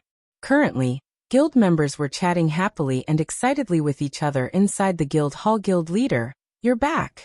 Everyone is talking about you right now, Aqua Rose said, excitement sprouting in her heart when she saw Shifeng. Because of your performance over at the Secret Stone Fortress, many people have already started titling you as the Empire's number 1 swordsman. Of course, there are some who object to this. They feel that you are unworthy of this title and will accept it only when they have actually fought you. Even so, due to this situation, many more players from the neighboring kingdoms are trying to join Zero Wing now. In addition, several well-known experts from the neighboring kingdoms want to challenge you. However, Fire Dance has accepted these challenges in your place and is currently fighting these experts in the battle arena right now. Well-known experts from other kingdoms are challenging me? Shifeng could not help but smile upon hearing this. This is a good opportunity. He had never thought that his battle over at the Secret Stone Fortress would spark such a development before today. He had received many challenges from experts before. However, back then, these had been limited to the experts of Starmoon Kingdom. Now, however, even the experts of other kingdoms were challenging him. This proved that his fame had already reached a considerable degree in those kingdoms. Otherwise, the well-known experts of those kingdoms wouldn't have come to challenge him. Meanwhile, the fact that these experts had come to challenge him was a good thing for Silverwing Town. Aqua, from today onwards, set up a challenge arena in the battle arena specifically for people wishing to challenge me. However, they cannot just issue a challenge without restrictions. Before I accept their challenge, they'll have to win 10 consecutive matches against people of our choosing. For now, select our fighters from our main force members. The challengers have to pay 5 gold for each match. If the challengers win, they'll get 20 gold in return. Shifeng said he understand. Aqua Rose replied, her eyes glowing with Shifeng's plan. They could not only increase the popularity of Silverwing Town's battle arena, but also earn a lot of money and train the main force members, killing 3 birds with 1 stone. Following which, Shifeng turned to Melancholic Smile, who stood beside Aqua Rose and asked, Melancholic, how is the production of the all-round devices and elven silver coming along? Before he embarked on his quest to set up a trade route, he had left matters regarding the all-round devices and elven silver to Melancholic Smile to handle. The all-round device was an item he personally created. Hence, he could make as many copies of its design as he wanted. The only reason he had not bothered trying to mass-produce the all-round device until now was the much lower success rate other people would have when producing the all-round device compared to him, the creator. In addition, the production costs for the all-round device were also extremely high. However, now that everyone's forging techniques had improved, it wasn't entirely impossible to mass-produce the all-rounded device currently. Only I have a feasible success rate when producing the all-round device. Hence, I am the only one producing it right now. I have already made 53 all-round devices. I am still far from fulfilling the 200 pieces you requested. However, Coco has become a master forger in Titan City. If we include her help, I believe it'll take only one more day for us to get the required 200 pieces. As for the elven silver, we already have over 200 bottles produced. We can deliver them to you at any time. Melancholic Smile reported joyfully. Coco has already been promoted into a master forger? Shifeng was overjoyed at this piece of news. A master lifestyle player would be welcomed by any major power, not to mention a master of the forger subclass, which was one of the 3 most popular subclasses. Now that Cream Coco had already become a master forger, the Candlelight trading firm's forging standards would also improve. Although Candlelight had 2 master forgers, as he was a guild leader, he was always busy with one thing or another. He simply could not afford to stay cooped up producing items. Likewise, Melancholic Smile had to manage the Candlelight trading firm. The time she could spend producing items was also very limited. However, Cream Coco was different. She did not have to manage any personnel or deal with guild affairs. She could focus fully on forging. Guild leader, this isn't everything. While you were away doing your quest, the people from the Ice Crystal world sent over another large batch of materials. Save for some of the specialty materials, I split the other materials into batches and had them brought to other kingdoms and empires to be sold. I also reserved a portion for our own use. After deducting our purchasing costs and the cost of the products brought over to the Ice Crystal world, we netted over 53,000 gold from this batch of materials. Melancholic Smile said. That much? Shifeng was a little surprised when he heard Melancholic Smile's report. While it had been several days since he returned from the Ice Crystal world, he had emptied the market of all the rare materials he could find in the 2 NPC cities before leaving. He had never imagined that the players there would refill the market with materials so quickly. He had to admit that the wealth earned by selling the rare materials obtained from other worlds was truly amazing. Of course, a large part of the success this time was due to the Azura Adventurer Team and Adventurer Alliance. Without these 2 organizations, collecting so many rare materials from the Ice Crystal world wouldn't have been possible. Meanwhile, they had already generated such massive wealth despite occupying only 2 NPC cities. If they could occupy the entire Ice Crystal world, the wealth they could generate would be many times more than even what the Secret Pavilion's magic crystal vein could provide. It was no wonder the various superpowers fought heavily over other worlds during his previous life. Back then, the intense competition for other worlds didn't allow second- and third-rate guilds to poke a hand into the competition. Even first-rate guilds could only fight for the scraps left behind by the various superpowers. All right, I got it. After pondering for some time, Shifeng turned to Aqua Rose and said, Aqua, contact Phoenix Rain and Unyielding Heart, and tell them that we'll have their items ready by tomorrow. If they are lacking in magic crystals, they can pay a portion of the bill using coins. I'll notify them right away. Aqua Rose nodded. After Shifeng was done dealing with these matters, he promptly headed to Silverwing Town's advanced smithy. Currently, the advanced smithy was overcrowded with players. The majority of these players were here to disassemble their obsolete weapons and equipment, after which, they would use the materials they obtained to order custom-made weapons and equipment. Whenever these players used the services offered by the advanced smithy, 10% of the total bill would go into Zero Wing's coffers. For the item breakdown service, Zero Wing would receive around 10 to 15 copper for bronze equipment, 20 to 30 copper for mysterious iron equipment, 40 to 50 copper for secret silver equipment, 70 to 80 copper for fine gold equipment, and 1 silver to 1 silver, 50 copper for dark gold equipment. While this might not seem like much, there were tons of people coming to get their old equipment disassembled, including the money received from repairs and custom orders. Zero Wing earned over 400 gold from the advanced smithy every day. However, this was only the beginning. As players reached higher levels, and the fame of the advanced smithy spread, more and more players would come to order custom-made equipment. At that time, the advanced smithy could earn 1,000 to 2,000 gold per day. After Shifeng took a look at the advanced smithy's situation, and had his weapons and equipment repaired, he used a return scroll and teleported back to White River City. He then made his way to Starmoon City's Adventurers Association. Starmoon Kingdom, Starmoon City. Inside one of the Adventurers Association's VIP rooms. Lord Protector, how may I be of service to you today? The NPC Senior Administrator asked as he looked at Shifeng. I wish to construct a transportation firm in Silverwing Town. Here is the design for it. I hope that you can start construction as soon as possible. Shifeng replied before placing the transportation firm design on the table before him previously. As his funds had been insufficient, he had planned on setting the transportation firm aside for the moment. However, now that he was rich again, he naturally had to get it constructed as soon as possible. That won't be a problem.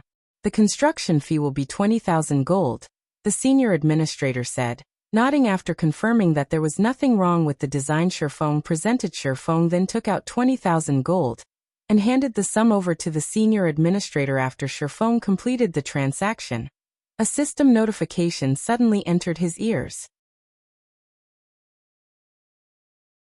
Chapter 1832, 3 Great Trading Firms. System. Congratulations. You are the first player to have constructed a transportation firm, rewarding 1 silver Twin Lions trading firm token. The system announcement repeated 3 times, the system's emotionless voice echoing in Shifeng's ears. Upon hearing these words, Shifeng fell into a daze that lasted for a long time. A silver Twin Lions token? Shifeng stared in shock at the silver token in his hand. Carved on this circular silver token was the image of 2 lions. There were also golden divine runes etched along its rim. It radiated an extremely ancient aura, obviously having existed for a very long time. Lord Protector, congratulations on obtaining this Twin Lions trading firm token. You are now a silver VIP of the Twin Lions trading firm, one of God's domain's 3 most ancient trading firms. It is very difficult to become one of the trading firm's VIPs. This token will be of great help to you when you are doing business or transporting goods. Lord Protector, please make sure to keep the token secure. You will not be given a new one if you lose it, the NPC Senior Administrator explained. However, at this point, Shifeng wasn't even listening to the NPC's explanation anymore. After all, he had a clearer understanding of the value of the Twin Lions trading firm's token than even the NPC administrator, having long familiarity with the ability and influence of the trading firm. The Twin Lions trading firm was one of the oldest trading firms extant in God's domain. Its origins were unknown. However, rumor had it that the Twin Lions trading firm had a hand in the establishment of the famous War God's Temple. Although the Twin Lions trading firm currently did not possess as extensive an influence as the War God's Temple, whose influence spanned the entire continent of God's domain, it was still more influential than an ordinary empire. Only the 4 great empires of God's domain could possibly rival the trading firm in influence. Meanwhile, to guilds, the Twin Lions trading firm was much more important than even the 4 great empires. In fact, the trading firm's importance to guilds surpassed the War God's Temple's. This distinction was because the Twin Lions trading firm's trade routes covered over half of the entire continent. Anyone ferrying non-bag space items would prefer to use the trade routes of the trading firm, as these were much safer than the trade routes operated by players. Aside from the greater danger, player-operated trade routes were far less efficient. By using the Twin Lions trading firm's trade routes, one could save more than half the travel time they would normally need when using a player-operated trade route. However, getting to utilize the Twin Lions trading firm's trade routes was not an easy task. One had to be a member of the Twin Lions trading firm. In other words, they needed to obtain one of the trading firm's tokens. Only then could they transport goods through the trading firm's trade routes. Hence, the various large guilds and merchant players in the past all sought to join the Twin Lions trading firm. Of course, the benefits and treatment one received depended on one's status in the Twin Lions trading firm. VIPs not only got more discounts but also had access to trade routes that were normally not open to lower-ranking members. This was especially true for trade routes in neutral maps. In addition, higher-ranking members also had the privilege of hiring NPC escorts from the Twin Lions trading firm, for example. In the past, due to Shadow's low ranking in the Twin Lions trading firm, Shifeng had no choice but to lead the guild's delivery runs himself. As a result, they frequently came under attack from NPC bandits. Had Shadow's ranking been enough in the Twin Lions trading firm to hire NPC escorts to serve as a deterrence, the guild's caravans wouldn't have come under attack so frequently in the Twin Lions trading firm. The token one held represented their rank in the trading firm. From lowest to highest, the ranks were common, bronze, silver, gold, and elder. Although there were only 5 ranks, even the lowest common token was extremely difficult to obtain. On the market, a common Twin Lions token had been worth around 10,000 gold.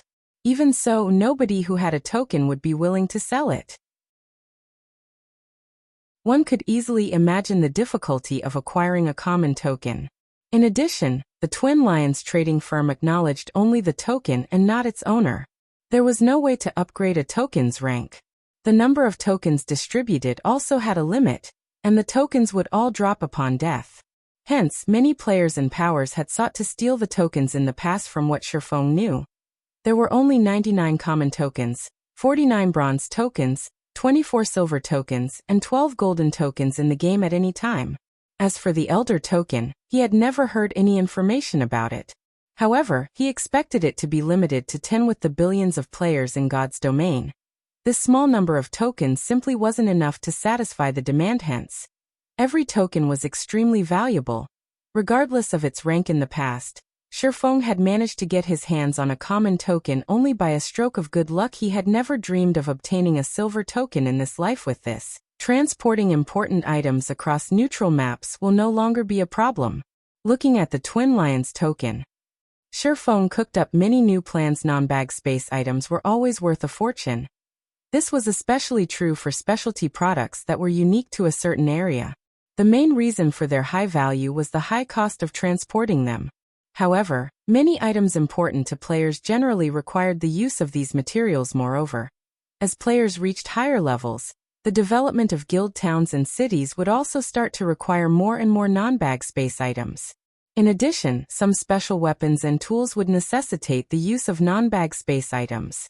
Hence, the Twin Lions trading firm had been extremely popular among the various large guilds and merchant players. Now that Shifeng had a silver token, he would have no problem traveling across many neutral maps. He could also use these specialty non-bag space items to make a fortune. In addition, the Twin Lions trading firm would hold an auction once a month. The standard of this auction far surpassed any auction hosted by players and empires. One could say that the Twin Lions trading firm's auction was the highest standard auction in the entire God's domain. In the past, even legendary items had appeared in the auction, as well as fragmented legendary items in significant quantities. As for epic items, they were no different from commonplace items in the auction in the past. Every Twin Lions trading firm auction was a time for the various large guilds to increase their combat power. However, participating in the auction was not easy. At the very minimum, one needed to possess a common token. Depending on the rank of one's token, the number of people one could bring into the auction would differ. The common token allowed only one person entry into the auction venue, whereas the bronze token allowed 2 people, the silver token allowed 3, and the gold token allowed 5. As for the Elder token, as nobody had ever obtained one even after 10 years had passed in God's domain, nobody knew how many people the token allowed entry to. It seems I can have Aqua start tasking some people with transporting the diamond. Would we have stockpiled to the Apocalypse Empire's shipyard? Shifeng smiled as he looked at the silver token previously. As he had been worried about having insufficient strength to protect the shipment, he had not bothered transporting the diamond wood they collected. Now that he had a silver token, he could borrow the Twin Lions trading firm's power. By spending a little money, he could easily send the stockpile of diamond wood over to the Apocalypse Empire. Although he didn't have a bronze speedboat design right now, using diamond wood to construct advanced speedboats would still increase the attributes of the speedboat somewhat. Afterward, Shifeng contacted Aqua Rose and had her dispatch some guild experts to make the necessary preparations. As for himself, he returned to the Candlelight trading firm, and started producing all-round devices. Although Cream Cocoa and Melancholic Smile could indeed produce enough all-round devices for the Dragon Phoenix Pavilion and Unyielding Soul, he was also in dire need of the all-round devices himself, as he planned to head to the Flame Demon's Valley and activate the World Gate as soon as possible. Only with the help of the Philosopher's Hand could he increase the development speed of Candlelight's lifestyle players. The production of ships required a large number of master engineers, not to mention the production of the Hell Chariots and Guardian Puppets. Having just 2 or 3 master engineers simply wasn't enough. Meanwhile, over at Silverwing Town, the transportation firm's construction was just completed. The sudden appearance of the 3-story, stadium-sized building immediately caused a commotion among the players in the town. Chapter 1833. Gathering at Silverwing Town. The 3-story tall transportation firm was located close to Silverwing Town's main entrance. Meanwhile, 10 level 100 NPC guards stood before the entrance, one of which was a Tier 3 guard captain. The guard captain carried a greatsword on his back and wore silver armor. Due to the strict atmosphere around him, players kept a wary distance from the transportation firm, only daring to glance at the building from far away. However, although players did not dare approach the building, one NPC merchant after another nonchalantly entered the firm. Large caravans also moved their goods into the building on a regular basis. After several minutes, the stadium-sized building was crowded with carriages and NPCs. Many players mustered their courage and entered the building after such a lively scene. Amazing. There are so many NPC merchants here. Upon entering the transportation firm's first-floor hall, the curious players immediately spotted many NPC merchants lined up at the front counter, handling some formalities. There were easily over 1,000 NPC merchants in the building, some of which had set up stalls in front of their parked carriages, selling a variety of precious items. The scene was simply dazzling. Meanwhile, the most eye-catching thing in the transportation firm had to be the gigantic crystal hovering in the center of the hall. The crystal displayed the transportation quests available today, and their corresponding rewards. The quest difficulty and requirements were also listed. Players' jaws dropped after they inspected the colossal, translucent crystal in the hall. Delivery to Bronze Teeth Town. Difficulty, 2-star. Requirement, Tier 2, must have completed 5 1-star quests. Remuneration, 3 gold, 300 contribution points and 1 void magic gold. Recruiting 6 people. Delivery to Bronze Teeth Town. Difficulty 1-star. Requirement, level 50 or above. Remuneration, 80 silver, 50 contribution points, and 1 smart armor kit. Recruiting 10 people. Every quest offered tempting rewards. Many expert players drooled over the 2-star quests. In particular, at this stage of the game, many expert players wouldn't earn 3 gold even after a full day of grinding. Although the reward items might not be as valuable as the gold, they were also highly sought after. For example, void magic gold could be used to increase a weapon's sharpness and lower its durability consumption. However, void magic gold wasn't normally sold on the market to the expert players present. The void magic gold was far more valuable than 3 gold coins. Naturally, the 3-star quest rewards even tempted players from the various major powers. 3-star quests actually awarded rare Tier 2 skill books upon completion. Even the various major powers experts lacked Tier 2 skills. Aside from purchasing such skills with legacy points, players could only obtain them by farming monsters for skill books. However, even the drop rate for Tier 1 skill books was extremely low, not to mention Tier 2 skill books. After everyone finished gawking at the quests on the giant crystal, they noticed an exchange counter. This exchange counter allowed players to spend the contribution points and coins they earned to purchase rare items. The NPC merchants sold the available rare items were impossible to purchase elsewhere.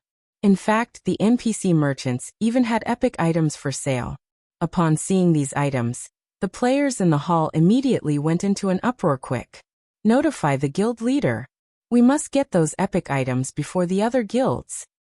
The members of the various major powers immediately contacted their respective guilds' upper echelons and notified them about the transportation firm. As for the independent players present inside the transportation firm, their eyes glowed with excitement upon seeing the item list. Epic items. Independent players only dreamed of obtaining such items. Yet as long as they earned enough coins and contribution points, they could purchase these items. In other words, they now had the possibility of acquiring an epic item for a time.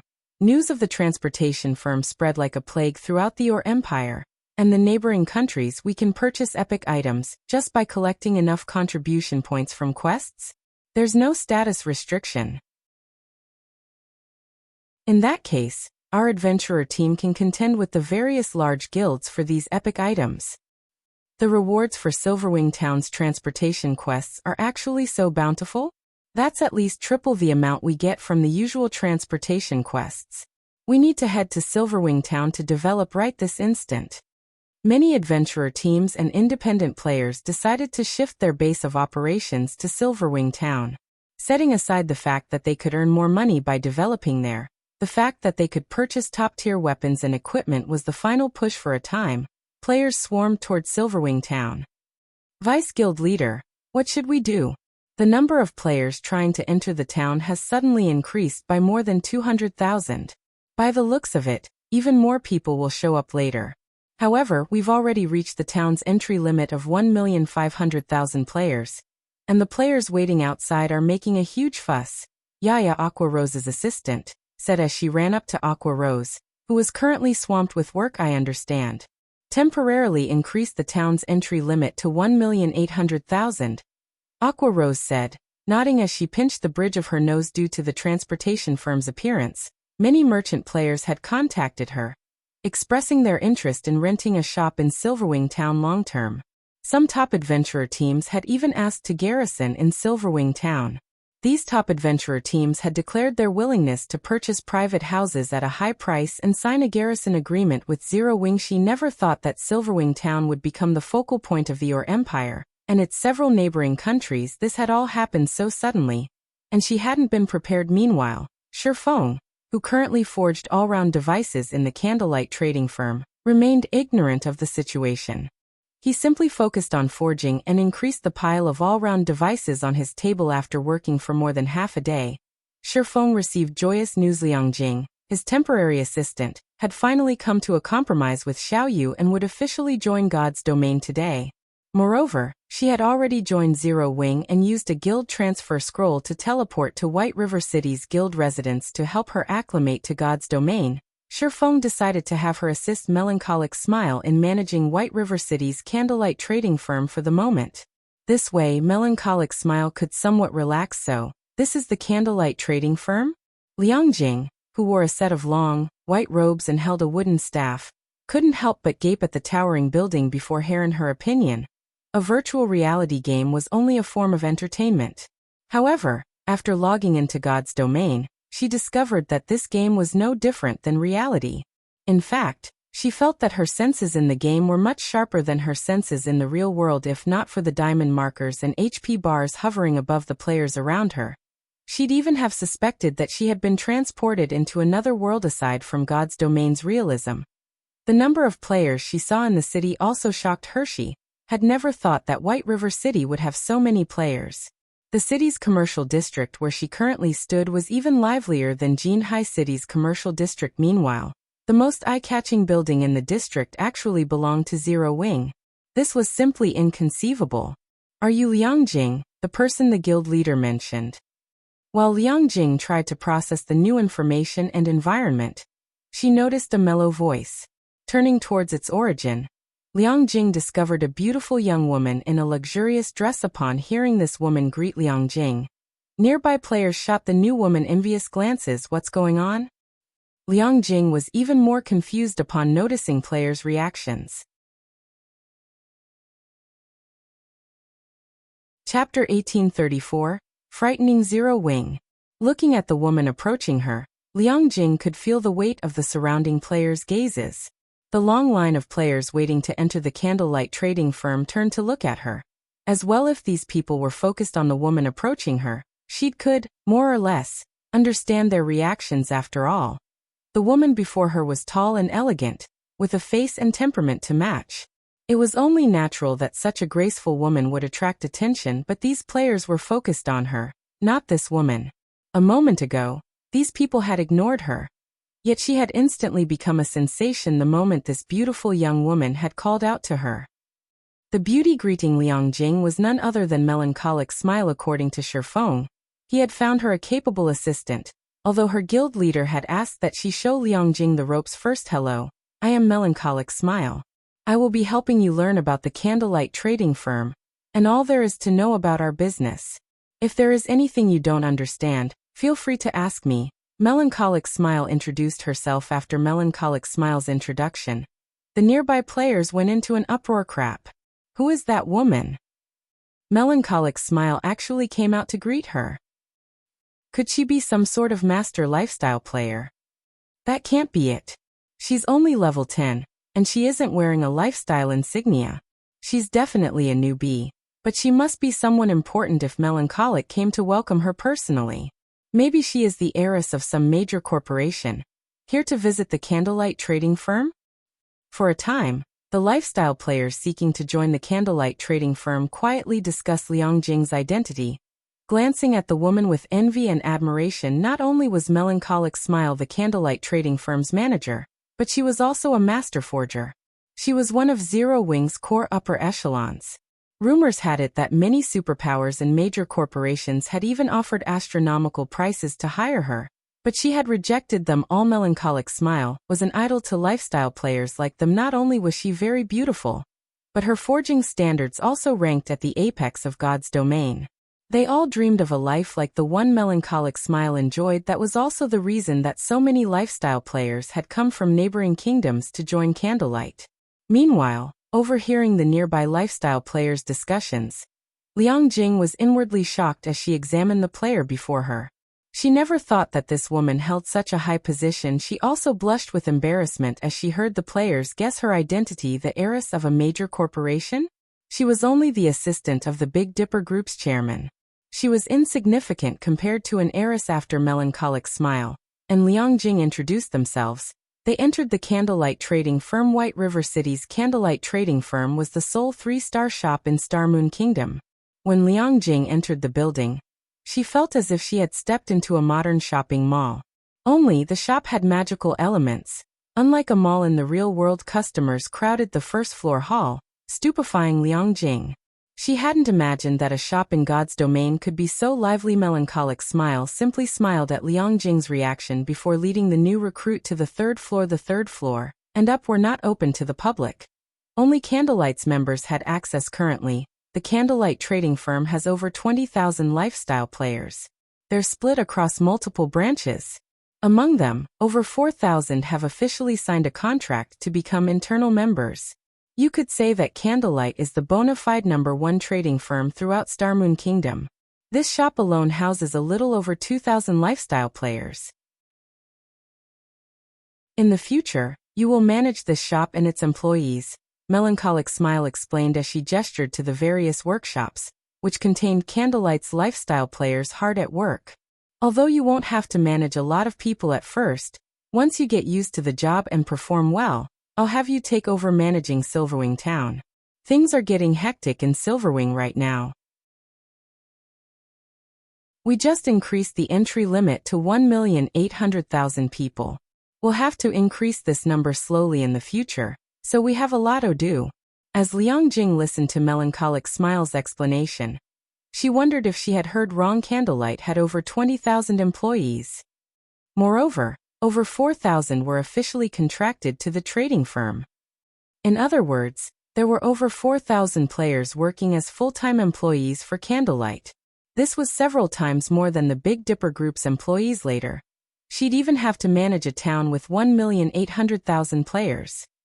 This was simply madness. If the situation was as Melancholic Smile had described, as the assistant of the Big Dipper Group's chairman, she was certain that Zero Wing was far wealthier than the Big Dipper Group. There was simply no comparing the two. She had always wondered why Shifeng acted so nonchalantly towards the Big Dipper Dojo's offers. It had offered a salary and benefits that countless people dreamed of. Yet Shifeng had settled for a temporary position, focusing his efforts on God's domain now. She finally understood. It turned out that the Big Dipper Group's offers, which it had deemed quite generous, were little more than a farce to Shifeng. He had only been working for the Big Dipper as a pastime. Meanwhile, Shifeng had offered her a position with Zero Wing in God's domain because he had appreciated her management skills, and Xiaoyu wanted to use the opportunity to learn more about Shifeng's affairs. Whether she chose to work for the Big Dipper Group or Zero Wing Workshop in the future would be up to her. However, right now, she had no idea how she was supposed to report her discoveries to Chairman Xiao. What Liang Jing did not know was that Silverwing Town wasn't Zero Wing's most populated territory. Rather, Starmoon Kingdom's Zero Wing City saw far more traffic with a player population several times higher than Silverwing Town elsewhere. Shifeng, ignorant of Liang Jing's thoughts, still focused on forging all-round devices. Finally, after a full day of work, he had crafted over 100 all-round devices. He had also made quite a few standard level 50 fine gold and dark gold weapons. Thanks to all the EXP from forging, he had finally reached level 68, although he had killed plenty of monsters when setting up the trade route. Due to the NPC's participation, the EXP reward had been significantly reduced. He had only received a lot of EXP after he completed the quest. Even so, it hadn't been enough to push him to level 68. However, compared to his recent level up, the Philosopher's Hand's ability truly surprised Shifeng when he used the Philosopher's Soul to help guide him in forging level 50 fine gold and dark gold weapons. The designs he had obtained from Titan City, the finished products had ranged between level 50 and 55.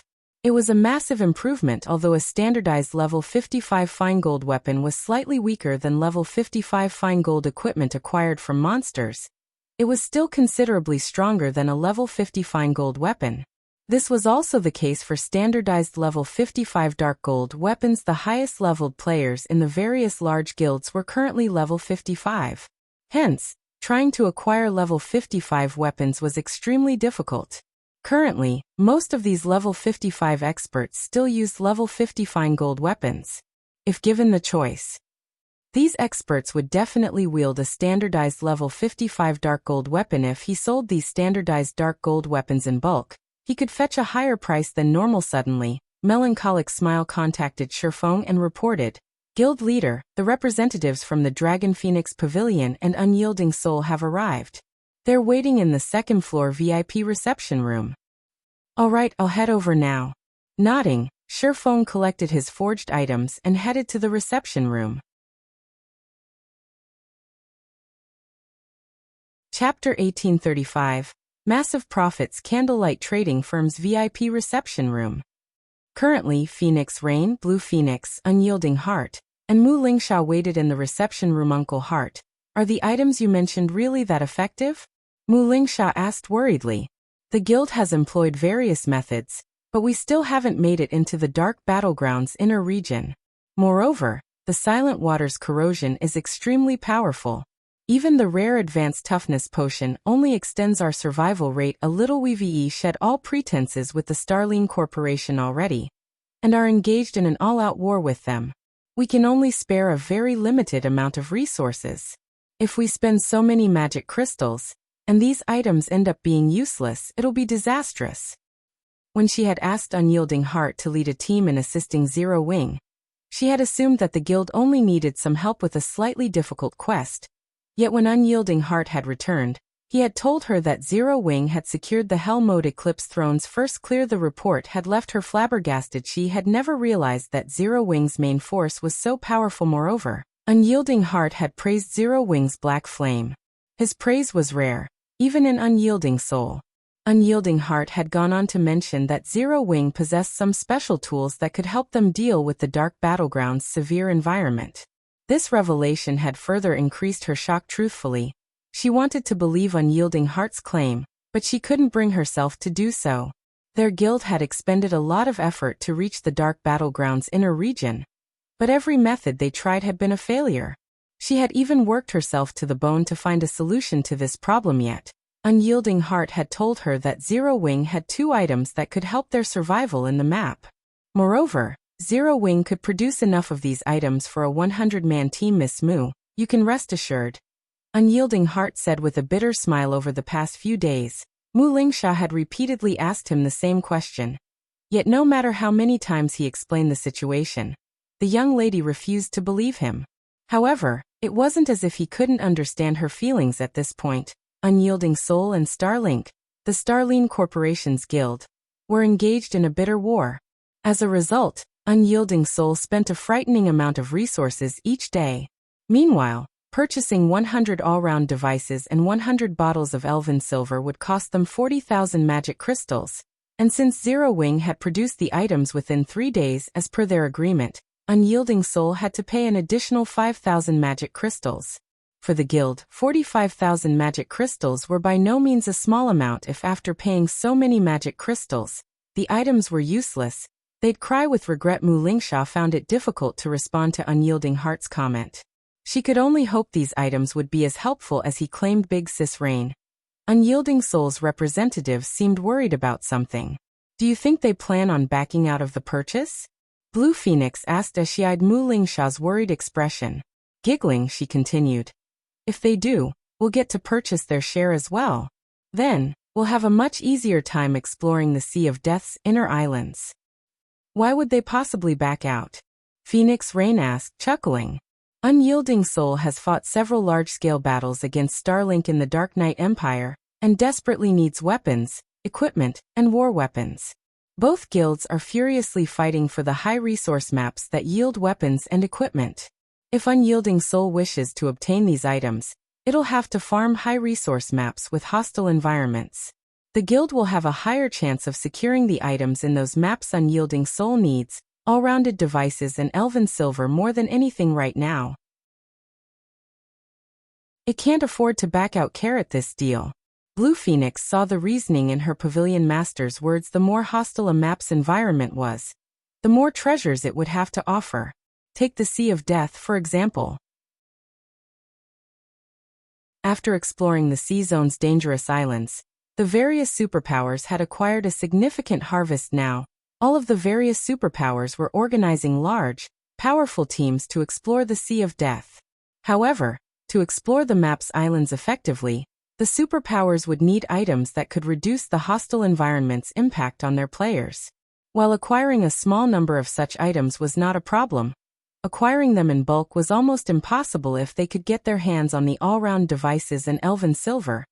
Even if they didn't use the items for themselves, they could earn impressive profits by reselling them. While both guilds' representatives quietly talked among themselves, the reception room's door swung open, following which a cloaked, middle-aged man entered the room, and the occupants fell silent when they saw him. He is Black Flame? Mu Lingsha was shocked when she looked at the new arrival. What a powerful aura. Shifeng radiated an extremely strong, violent aura. In Mu Lingsha's eyes, Shifeng felt like a primordial beast, rather than a player. What Mu Lingsha did not know was that the aura didn't belong to Shifeng. Instead, it radiated from the abyssal blade at his waist. The abyssal blade's aura could no longer be contained after Shifeng had upgraded it to level 50. Because of this, Shifeng had chosen to appear as Black Flame for this meeting. Sorry for the long wait. I had some business to deal with. Shifeng apologized. It's fine. We just arrived as well. Unyielding Heart said, chuckling. Moreover, if it means we can obtain the all-round devices and elven silver, even a several-hour wait would be worth it. Phoenix Rain, who sat close to Unyielding Heart, could not help but smile when she heard the man's words. She hadn't expected Unyielding Heart to be so direct about his desire for the items. All right, since everyone is here for these too, let's get straight to business, Shifeng said. He then took out the all-round devices and elven silver he had prepared and placed them on the table before him. After working around the clock with my people, we forged a total of 400 all-round devices and 450 bottles of elven silver. According to our previous agreement, 200 of each item will go to the Phoenix Pavilion Master, while 100 of each item are reserved for Brother Heart. As for the 5,000 magic crystals we agreed on before, we'll just forget about that. I'd like to sell the remaining 100 all-round devices and 150 bottles of elven silver via a private auction. You may bid for these extras with coins. May I know your opinions about this arrangement? All right. I have no problems with that. Upon hearing that Shifeng had so many extra items, Phoenix Rain could not help but inwardly celebrate. I don't have any arguments either. Unyielding Heart nodded in agreement.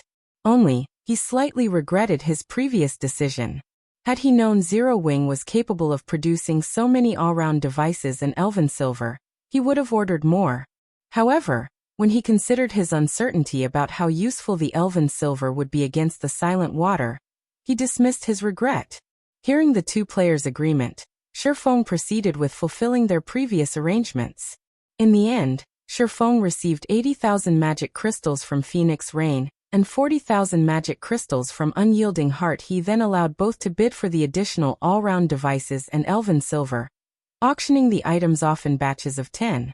As the transaction could be completed using coins, both guilds bid on the items without issues.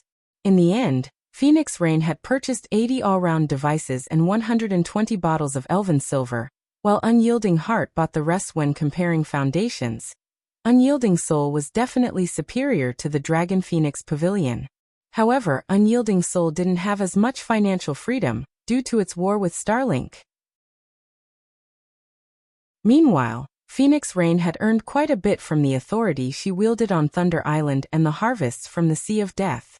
Hence, in terms of financial strength, the Dragon Phoenix Pavilion was currently stronger than Unyielding Soul. After selling the extra items, Shifeng had made over 20,000 gold. Both super first-rate guilds were also quite satisfied with the outcome, as the representatives of both guilds were about to leave. Since we've sold the all-round devices and elven silver, let us start the auction for today's main course, Shifeng said, intentionally dragging out his statement. Main course?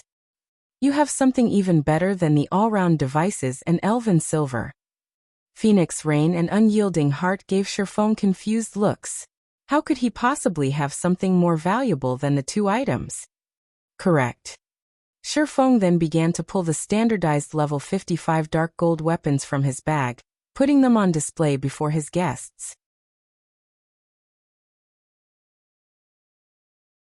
Chapter 1836, Arming Teams. The one-handed saber Shifeng placed on the table looked quite modest, like a very ordinary weapon, yet it radiated the glow unique to dark gold weapons. A dark gold weapon that can be used up to level 55? When Phoenix Rain and Unyielding Heart looked at the dark gold weapon, they could not help their confusion. In terms of attributes, it was only slightly better than a level 50 dark gold weapon. While it might be very tempting to ordinary expert players to guild upper echelon like themselves, it was nothing special. Although a level 55 dark gold weapon was indeed very valuable, in terms of usefulness, there was simply no comparison between it and the all-round device or elven silver. Not to mention, the level 55 dark gold weapon Shifeng just took out did not possess any special traits. It neither added any resistances nor granted extraordinarily high attributes. Hence, they found it truly confusing that Shifeng was treating this weapon as the finale item, just as Phoenix Rain and Unyielding Heart were wondering what Shifeng's intention was by taking out such a plain dark gold weapon. Shifeng took out another weapon from his bag and placed it on the table. This time, it wasn't a saber but a greatsword, instead selling two items. Blue Phoenix, who was watching from the side, was also baffled by this situation, let alone two level 55 dark gold weapons. Even two epic weapons wouldn't be enough to tempt representatives of super first-rate guilds like Phoenix Rain and Unyielding Heart. However, just as Blue Phoenix was having such thoughts, Shifeng proceeded to take out another weapon from his bag. Moreover, he showed no signs of stopping, even after revealing the third weapon. 3, 5, 8. By the time 10 level 55 dark gold weapons were laid out on the table, Phoenix Rain's and Unyielding Heart's expressions had changed. While level 55 dark gold weapons were not that easy to obtain, with the current strength Zero Wing's main force possessed, they understood that Zero Wing definitely could acquire some. If it were only 2 or 3 dark gold weapons, they wouldn't have felt particularly surprised by the situation. However, having 10 level 55 dark gold weapons was an entirely different story. As you can imagine, I am able to obtain quite a number of these level 55 dark gold weapons. These 10 articles are merely samples for you to see. What do you think of these weapons? Shifeng asked, smiling as he looked at the two people wearing serious expressions before him. Currently, he had produced only 10 level 55 dark gold weapons. It wasn't that he did not wish to produce more, but that he lacked the materials to do so. While the materials needed to produce these weapons were not very rare and were available in the market, they were not usually sold in large quantities. Collecting a sufficient amount would take considerable time. This was also the reason why the various large guilds that could produce dark gold weapons made only a very limited quantity in the current god's domain. Having 10 level 55 dark gold weapons was already a staggering feat. You still have more of these? Phoenix Rain asked. Pleasantly surprised, may I know how many more of these weapons Brother Black Flame has? Unyielding Heart asked hurriedly. A single level 55 dark gold weapon was indeed nothing significant to them, because one weapon could improve the combat power of only one player. The improvement would be minimal, however. After reaching a certain quantity, these level 55 dark gold weapons would have much more of an impact. With enough of these weapons, one could elevate the combat power of a team to a whole new level. Meanwhile, this increase in combat power would be very useful when a team was raiding field bosses. Not many, Shifeng said.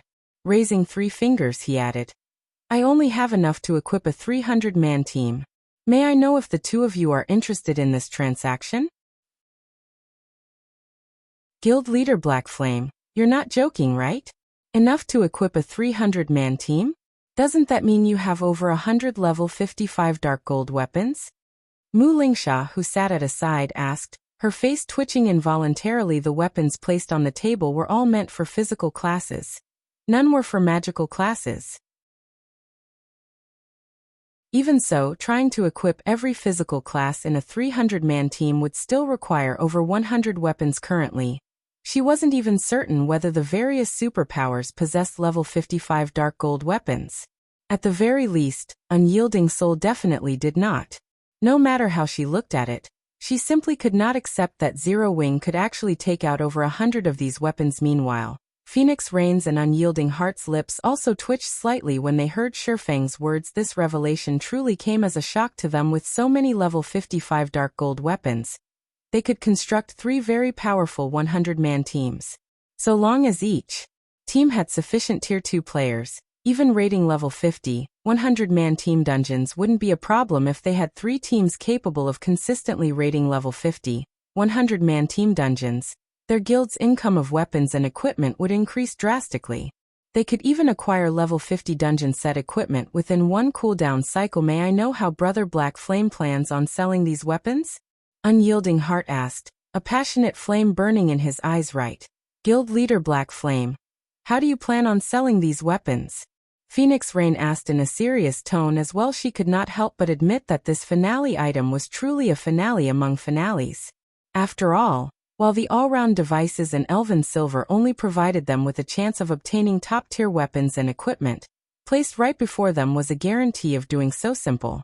Shifeng then took out 2 sets of documents listing some rare materials, and handed these to the 2 people before him, using the listed materials as the standard and 300 sets of them as one batch. So long as you collect one batch of materials, you may purchase 40 weapons. We'll use these 300 sets of materials as the starting bid. You can then increase the price using magic crystals or coins, with each increment being worth no less than 100 gold. After reading the list of materials Shifeng provided, Phoenix Rain and Unyielding Heart gasped involuntarily. Although the materials listed were not particularly rare, one full set was already worth quite a lot. Yet, now they needed 300 sets just to qualify to participate in the auction. Shifeng's asking price truly wasn't low. We don't have any problems here, Phoenix Rain said, nodding. A first-rate guild would indeed face great difficulty collecting 300 sets of the listed materials. It wasn't a matter of money, but of the rarity of the materials. With the Dragon Phoenix Pavilion's huge sphere of influence, however, collecting 300 sets within a short period was still doable deal. Unyielding Heart was also determined to go through with this transaction. So long as he could obtain 40 of these level 55 dark gold weapons, he would have the confidence to lead his guild's main force to obtain the first clear of a level 50, 100-man team dungeon. Moreover, in terms of ability to collect resources, his side was much stronger than Phoenix Rain's. After all, the Dragon Phoenix Pavilion was an alliance of 2 guilds. Phoenix Rain could mobilize only half of the guild's resources at most. Since both of you are fine with this, let us start the auction now then. Upon seeing that both sides found his proposal acceptable, Shifeng grew even more joyful. Truthfully, even he felt that the amount of materials he was asking for was a little excessive, and he expected that the 2 guilds might balk at the condition. After all, even the current Zero Wing wasn't capable of collecting 300 sets of the materials at short notice. However, when he thought about how both the Dragon Phoenix Pavilion and Unyielding Soul were super first-rate guilds, he concluded that acquiring 300 sets of the materials shouldn't be impossible for them, although it would hurt their pockets slightly by setting such a high price in the first place. So long as he could acquire 300 sets of the materials required, given his production success rate, which was above 30%, he could instantly earn not only his costs but also quite an amount of materials. To arm Zero Wing now, however, it would seem that he had somewhat underestimated the foundations of the two super first-rate guilds. After all, the two representatives before him didn't even frown as they agreed to his proposal. Apparently, they were more than capable of acquiring over 300 sets of the materials. Chapter 1837. Titan Guard upgraded. As Shifeng started the auction, Phoenix Rain and Unyielding Heart placed bids in a frenzy without any concern for each other. 2,000 gold. 3,000 gold. 5,000 gold. Whether Phoenix Rain or Unyielding Heart won the items, 40 level 55 dark gold weapons would serve a great purpose. These weapons were of the utmost importance to their respective guilds' development. Naturally, they wouldn't hold back. Rather than increasing the bid in 100 gold increments, they increased it by 1,000 gold increments in just a few minutes. The price had reached 24,000 gold with Unyielding Heart's bid. Including the cost of the materials, the total value of his offer was far more than what these 40 dark gold weapons were worth. However, Unyielding Heart did not care. Even Mu Lingsha had hinted that Unyielding Heart had to acquire the weapons regardless of the cost. Their guild currently competed with Starlink to obtain the first clear of a level 50, 100-man team dungeon. Both guilds had already reached the final boss in their respective dungeons, and these weapons would ensure Unyielding Soul's victory. Even if they had to spend a little more coins than expected, they could easily earn back the cost. 30,000 gold. Phoenix Rain instantly raised the price by a significant margin. She had already acquired the all-round devices and Elven Silver, but if she had these dark gold weapons as well, capturing the Sea of Death's inner islands would become far easier. After competing for several more minutes, Phoenix Rain won the first batch of weapons for 40,000 gold and 300 sets of materials.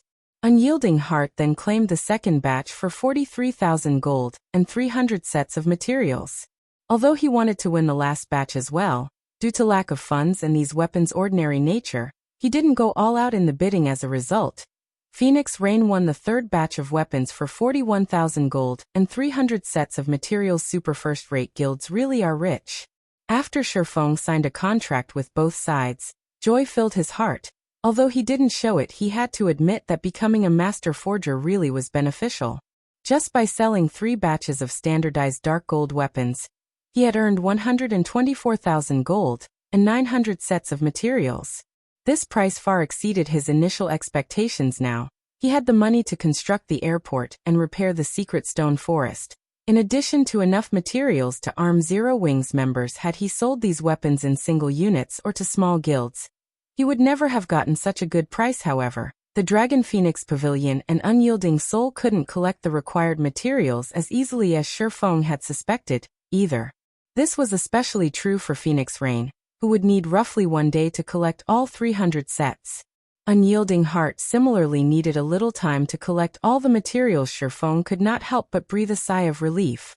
He could only start crafting the weapons after he obtained the materials, and if the two guilds paid him in one go, he wouldn't have their purchased items ready. Hence, as a compromise, Shifeng had asked both guilds pay a portion of the required materials as a down payment.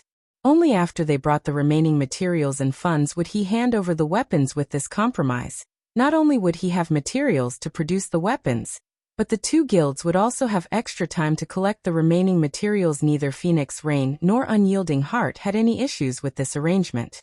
They hadn't brought enough money for the purchases, to begin with, so it was expected that Shifeng ask for a down payment. Doing so would also ensure that Zero Wing couldn't sell the 120 dark gold weapons to anyone else. Neither Phoenix Rain nor Unyielding Heart had suspected that Zero Wing had crafted these weapons. They had assumed that the guild had acquired the items from farming monsters. Since their guilds didn't have the full payments ready, a down payment was understandable. Phoenix Rain and Unyielding Heart had their subordinates deliver the agreed-upon down payment, which was 30% of the full amount. In return, both guilds would be granted a full day to collect the remaining funds and materials. When the 270 sets of materials were delivered, Shifeng recruited Melancholic Smile and Cream Cocoa to help him craft the weapons. Although standardized level 55 dark gold weapons required a lot of time to produce, with 3 master forgers working around the clock and the Philosopher's Hand's guidance, it took them no time at all to complete the 120 weapons. After less than half a day, the 3 had used all 270 sets of materials and produced 114 weapons. Including the original 10 Shifeng had made, they had a total of 124 level 55 dark gold weapons. Now once the weapons had been forged, Shifeng left the transactions follow-up work to Melancholic Smile. He then contacted Aqua Rose and had her gather 20 main force members. He planned to head to the level 70 neutral map, Flame Demon's Valley, after his trade with the Dragon Phoenix Pavilion and Unyielding Soul. Shifeng realized that he had to prioritize unsealing the Philosopher's Hand fully. Partially unsealing the Philosopher's Hand had already been so profitable. If he could fully unseal it, he could nurture a large number of master lifestyle players. Not only would he be able to arm Silverwing Town to the teeth, but he'd also be able to fortify the Lost Town. Then he wouldn't have to worry about the Evil God's Temple, which grew stronger with each passing day in the Orc Empire. He wouldn't have to worry about Blackwater either. He could definitely afford a battle of attribution with both the Evil God's Temple and Blackwater simultaneously. After all, war was a competition of wealth and resources. Thinking up to this point, Shifeng felt even greater need to head to the Flame Demon's Valley in less than half an hour. Aqua Rose had gathered Cola, Fire Dance, Violet Cloud, and the other core upper echelons. As the group approached the guild's meeting room, they chatted and discussed the recent challengers they had faced in Silverwing Town's battle arena. After Shifeng had set the battle arena's new rules, quite a few famous experts from the neighboring kingdoms and empires visited Silverwing Town to challenge Zero Wing's guild leader. Some experts had also visited the town purely to spar with Zero Wing's experts. The battle arena's popularity in Silverwing Town had skyrocketed, and it was now even more popular than the battle arena in Zero Wing City. Meanwhile, Cola and the others' arrival in White River City's guild hall had caused a commotion among the other guild members. Now that I'm so close to them, I can really feel how powerful our guild's main force members are. Commander Fire Dance is especially powerful. Recently, I've heard that of all the challenges she accepted, she won every single one of them. I've even heard that she defeated the 5th-ranked assassin in the Black Dragon Empire. Commander Fire Dance has a 3-digit winning streak. That's right. I've also heard that on the latest issue of the God's Domain Experts list, Commander Fire Dance ranks as the 319th expert thanks to her excellent battle records. But I still think that she hasn't revealed all of her strength yet. Her rank will definitely climb in the future. That's only natural. However, the current God's Domain ranking list has changed. Now, if you want to earn a spot on the list or improve your rank, you have to be strong enough and have a dazzling battle record. I wonder when I'll become a main force member. I really want to train directly under Commander Fire Dance. The guild holds a qualifying tournament once a month. You can participate as long as you become a core member. Right. I'll work hard to become a core member first. As the players in the guild hall talked about Fire Dance and the other main force members of the guild, a desire to join Zero Wing's main force overwhelmed them. Meanwhile, Shifeng, who had hidden his appearance under a black cloak, couldn't help but chuckle as he overheard the various conversations. He then made his way toward the guild hall's meeting room. Guild leader, are we going on a major operation this time? Cola asked eagerly after Shifeng entered the room. He had improved significantly in the battle arena lately, and itched to display his new strength. Of course. However, we have to replace your equipment first, Shifeng said, nodding. Replace my equipment? Cola was confused. He currently wore the Dark Corrosion set, the best available dark gold set equipment in the game right now, and quite a few of his other pieces were epic rank. He didn't understand what Shifeng wanted to replace. Give me your shield first, Shifeng said. Shield? Cola revealed an excited expression as he guessed. Could it be? That's right. We didn't have enough magic crystals before, but we do now, Shifeng said. Nodding, Cola eagerly handed his Titan Guard to Shifeng, anticipation filling his eyes. Although he had been saving his own magic crystals, it would take him forever to collect 100,000 on his own. Moreover, the guild always needed magic crystals, making it almost impossible for him to upgrade his shield after Shifeng received the Titan Guard. He immediately chose to upgrade it. Chapter 1838. Fragmented Legendary Shield's Hidden Effect Inside the Resplendent Meeting Room. After Shifeng clicked to upgrade the Titan Guard, the shield began to glow with a brilliant light that forced the players in the room to close their eyes. By the time everyone reopened their eyes, they felt a horrific pressure wash over them. Instinctively, these players took up a defensive stance. What's going on? What's with this powerful aura? Could it be from that shield? This can't be possible, right? This aura is as intense as that of a mythic monster. All of these players were experts, and they had experienced countless life-or-death battles. They had long since developed senses that surpassed that of a wild beast. If they hadn't known that they were absolutely safe in this meeting room, they would have pulled out their weapons and prepared for combat. Once the intensity of the Titan Guard's aura reached its peak, it began to fade. So, this is a fragmented legendary shield? Shifeng was inwardly shocked as he felt the Titan Guard become lighter than it had been. Although the shield had never been particularly heavy, holding it still restricted his movement. Now, however, the Titan Guard was as light as a feather. It felt as if the cold, tough metallic frame were merely an illusion. The shield's hidden effect was truly frightening. It was common knowledge in God's domain that shields were so large, so the MTs could effectively block a boss's attacks. In return, the shields were considerably heavy. Of course, there were lighter shields, such as wooden or steel bucklers. Although a buckler was easier to use and gave MTs more freedom of movement, its flaws were apparent. With a buckler's small size, blocking attacks properly was strenuous. This was especially true during a high-speed fight. Hence, the various large guilds' MTs usually used large, heavy shields. However, now not only did the Titan Guard possess a huge defensive area, but it was also light. It was a dream shield for any MT. Moreover, compared to the Titan Guard's hidden effect, its new attributes were truly frightening. Titan Guard Shield, Fragmented Legendary Rank. Minimum Equipment Level, 50 Equipment Requirement.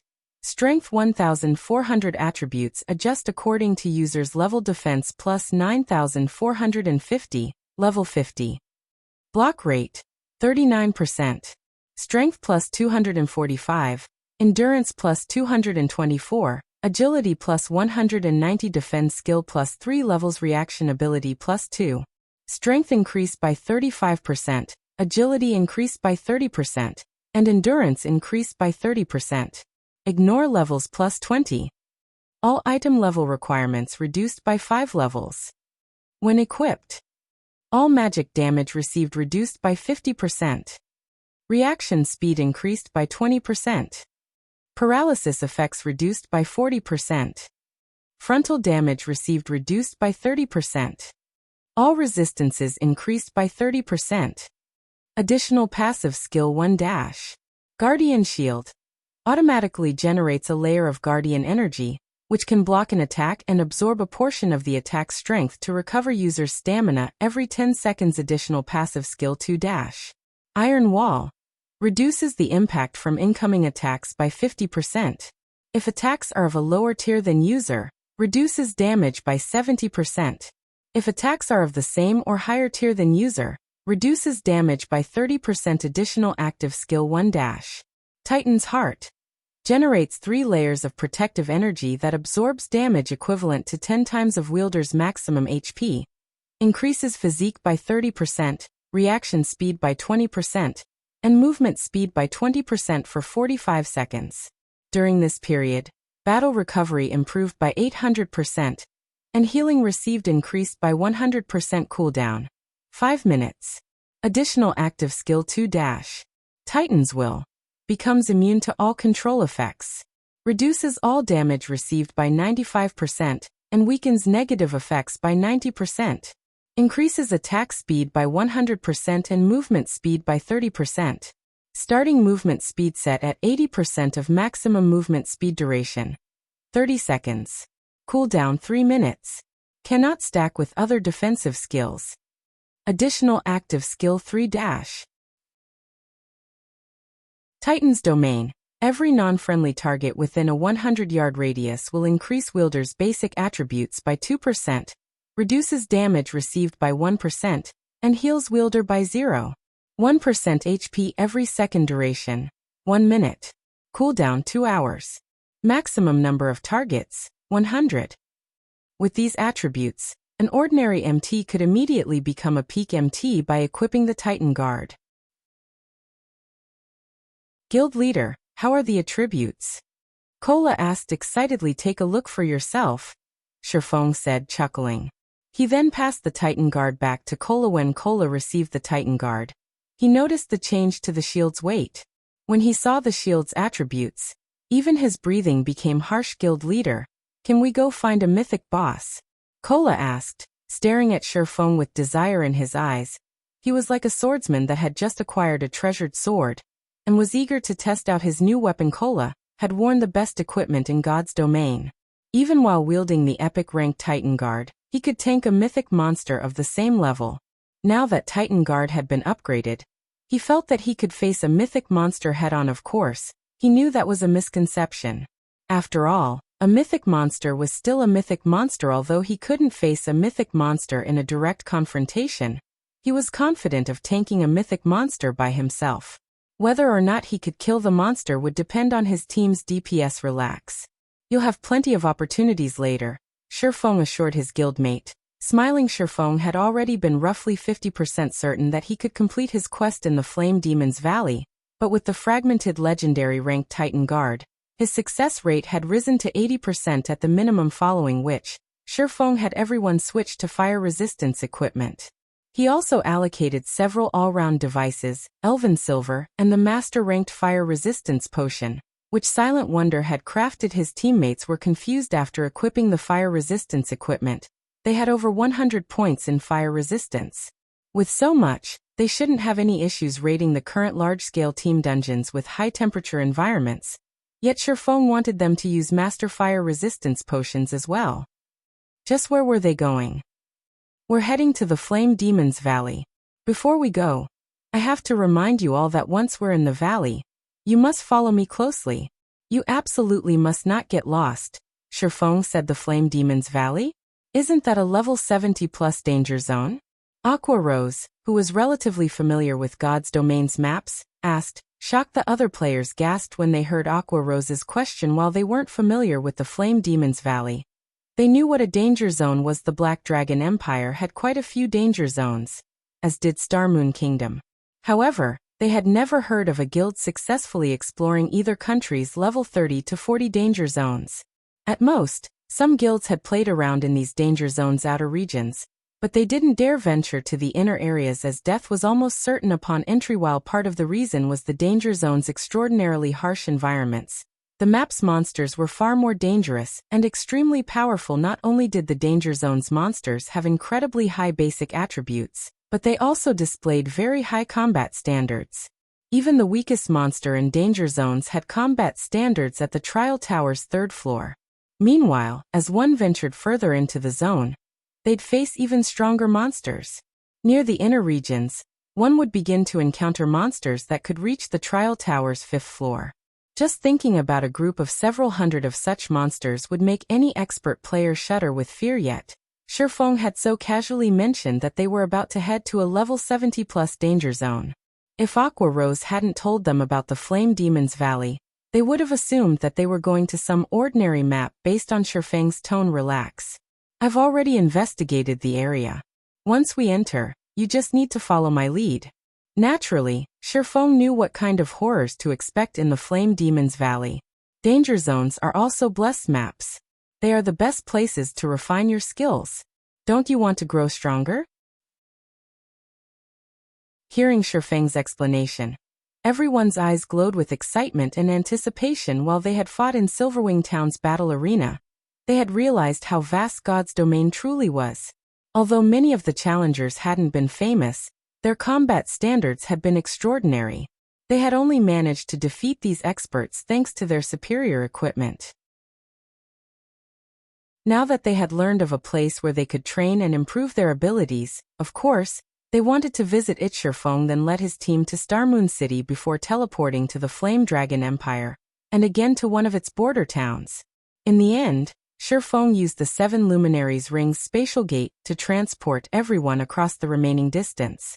After several hours, the team finally arrived before a valley that radiated waves of heat. Despite just standing at the valley's entrance, the area was hot enough to sting their skin. They did not even dare to imagine how high the temperature would be once they entered the Valley Guild leader. There seemed to be some people ahead. Minor Wind, who had used eagle eyes to observe their surroundings, suddenly reported as he pointed at the smoke-choked path ahead of them. People? Shifeng was astonished. Just getting to the Flame Demon's Valley was a difficult task for current players, not to mention fighting in such a harsh environment. Amazing. They're fighting a level 72 boss, and they're overwhelming it. Minor Wind exclaimed as he watched these players fight. Guild leader, some of our guild members are among them. Our guild? How? Shifeng was even more surprised to hear that his people were present, following which, Minor Wind sent Shifeng a recording. Why are they here? As Shifeng watched the video, he discovered that there really were 0 wing members among the group. One of them was the elementalist Thoughtful Rain, and the other was the cleric Blue Bamboo. Both wore 0 Wing's 6-winged emblem. Currently, Thoughtful Rain was level 56, while Blue Bamboo was level 55. In terms of levels, these two could already contend with the various superpowers. Experts Guild leader, what should we do? Aqua Rose asked. Normally, players would be on guard when they encountered others in the fields. After all, PKs were far from uncommon. If one were not careful, other players might even mug them.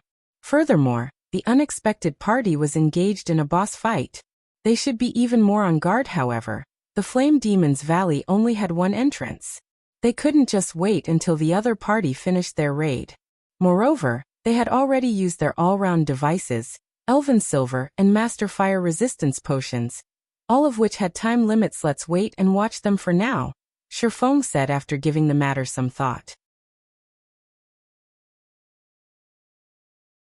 Chapter 1839, Neutral Races. Piles of large rocks decorated the scorching valley. Due to the constant screen of black smoke from within the valley, it was extremely difficult to examine the area with the naked eye. One would be fortunate if they could see up to 200 yards away. Even those with stronger physiques would only see an additional 20 or 30 yards. Only with skills like Eagle Eyes could players see up to 700 to 800 yards. While 700 or 800 yards might seem far, it was nothing to monsters in a level 70+ danger zone. These monsters could normally see up to 500 yards. Due to the level difference between these monsters and 0 Wings players, the monsters would have an easier time discovering them. If they were not careful, the monsters might even notice them from 800 yards away. Under Shifeng's lead, 0 Wings team quickly moved to 200 yards away from Thoughtful Rain's team. Rocks and smoke obscured their position, so the other team would find it difficult to notice their presence. I sent that Rain? Aqua Rose was a little surprised as she watched Thoughtful Rain in battle. Her combat standard has improved by quite a bit. Thoughtful Rain dealt with 3 level 70 Lord-ranked Flame Demon Guards, which moved alongside the boss monster by herself. Yet despite being outleveled and outnumbered, she faced the 3 lords on equal footing. She had thoroughly distracted the 3 flaming humanoids, allowing her teammates to focus on the boss. It was evident that her combat standard had already reached the refinement realm. However, Thoughtful Rain's teammates were even more surprising. None of these players were human, but foreign races. They were either half-beastmen with tiger ears and tails or half-elves with snowy white skin and pointed ears. What is going on? They're not actually human? Fire Dance exclaimed in shock. Every player on 0 Wings team was shocked. As far as they knew, it was only possible to play a human when starting the game. There weren't any other races to choose from. Although they had encountered demon players and monster players, they were transformations. Technically, they still identified as human. However, the players on Thoughtful Rain's team were different. Their initial statistics showed that they weren't humans who could transform. Instead, Their races identified as half-beastmen or half-elves. While Swordsman found the situation surprising as well, he did not find it particularly strange. Moreover, he finally understood why these other players were here in God's domain. Players were only allowed to play as human at the start of the game. There were no other racial options to choose from. However, after reaching level 30 and beyond, players could head to neutral races' habitats to complete conversion quests, becoming half-beastmen or half-elves. Although players would gain some racial abilities after becoming half-beastmen or half-elves, they'd abandon their identities as human and lose the protection of God's domain's ruling race. These players would find it far more difficult to move about on the continent, and in the game not all kingdoms and empires permitted entry to neutral races. Only a very small number of countries did so. Even so, there were still many expert players that willingly converted neutral races. Racial abilities were very tempting, and although these abilities wouldn't improve one's basic attributes directly, they would improve one's physical abilities. For example, half-beastmen generally gained more mobility, reaction speed, and perception. Half-beastmen were natural-born warriors. As for half-elves, they were magic's favored children. They would find magic-related tasks far easier than the other races. Both the half-beastmen and half-elf races also provided higher innate resistances. As a result, neutral players could survive and fight in maps with harsh environments, such as danger zones. In addition, like demon players, half-beastmen and half-elves were differentiated based on their bloodline purity. The purer one's bloodline, the stronger their racial abilities would be. In exchange for these benefits, not only would players face racial discrimination, but they'd also have a more difficult time upgrading their tiers with the same combat standards and combat power. A human might be promoted to Tier 3, but a half-beastman or half-elf might only reach Tier 2. This was one of the main reasons that the human race oppressed the various neutral races. The human race had far more apex members than the neutral races. This was the law of equivalent exchange in God's domain, and it would be up to players to decide which path they would take. Those who were confident in their strength could definitely challenge the limitations neutral races faced. If they successfully broke past those limitations, they would no doubt become much stronger than human players of the same tier. After Swordsman's team observed these neutral players for some time, the level 72 Great Lord ranked Flame Demon Commander's HP finally fell to 50%. Suddenly, a level 56, half-elf female elementalist shouted, "Melee players, pull back! Dodge the boss's team wipe skill." Hearing this half-elf's command, the 9 half-beastmen players fighting the Flame Demon Commander darted back from the boss. The 6-meter-tall Flame Demon Commander roared. Towering pillars of fire rose from the ground around it, melting the earth until it was molten lava. In the blink of an eye, the monster had formed a field of lava void of life. As the lava field continued to expand, the half-elf elementalist used a Tier 2 ice-type curse. Ice River. The lava then stilled, cooling until only frozen dirt remained. The Flame Demon Commander was also frozen, becoming an ice sculpture. Attack with everything you've got. The half-elf elementalist shouted with the half-elf elementalist's command. Everyone bombarded the level 72 Great Lord with their most powerful attacks, decreasing the Great Lord's HP much faster than before. Frightening damages appeared above the Great Lord's head, one after another. Even the weakest attacks dealt over -10,000 damage, whereas the stronger blows dealt over -20,000 damage in 2 short minutes. The Flame Demon Commander's HP fell to 30%. Once it did, the Great Lord's flaming body split into balls of flame, forming miniature Flame Demon Commanders. There were 50 miniature versions of the Great Lord, and each one had half of the Flame Demon Commander's basic attributes. They were still stronger than the Lord-ranked Flame Demon Guards, but they only had 600,000 HP each. Despite so many miniature Flame Demon Commanders, the half-beastmen and half-elves coped. Each player fought 2 or 3 copies and steadily shaved away the copy's HP. Once every miniature Flame Demon Commander had died, the flames gathered and merged once more. In the blink of an eye, the real Flame Demon Commander stood before the team. This time, however, it only had 10% of its HP remaining. It took less than 2 minutes for the team of neutral players to kill the Flame Demon Commander. As the Great Lord's flaming body dissipated, it left behind 5 items and flaming wreckage. Even a large guild's main force would be awed by how fast these players had dealt with a level 72 Great Lord. After watching these neutral players slay the boss, A voice called out to Shifeng as he prepared to lead his team over to greet the other players. You guys have been watching us fight for quite some time now. It's about time you show yourselves, don't you think? The female half-elf elementalist asked coldly as she turned towards the rock Shifeng, and the others hid behind. If you refuse, we'll come to you. Hearing the female half-elf statement, the other half-beastmen and half-elves turned towards Zero Wings members with frosty expressions.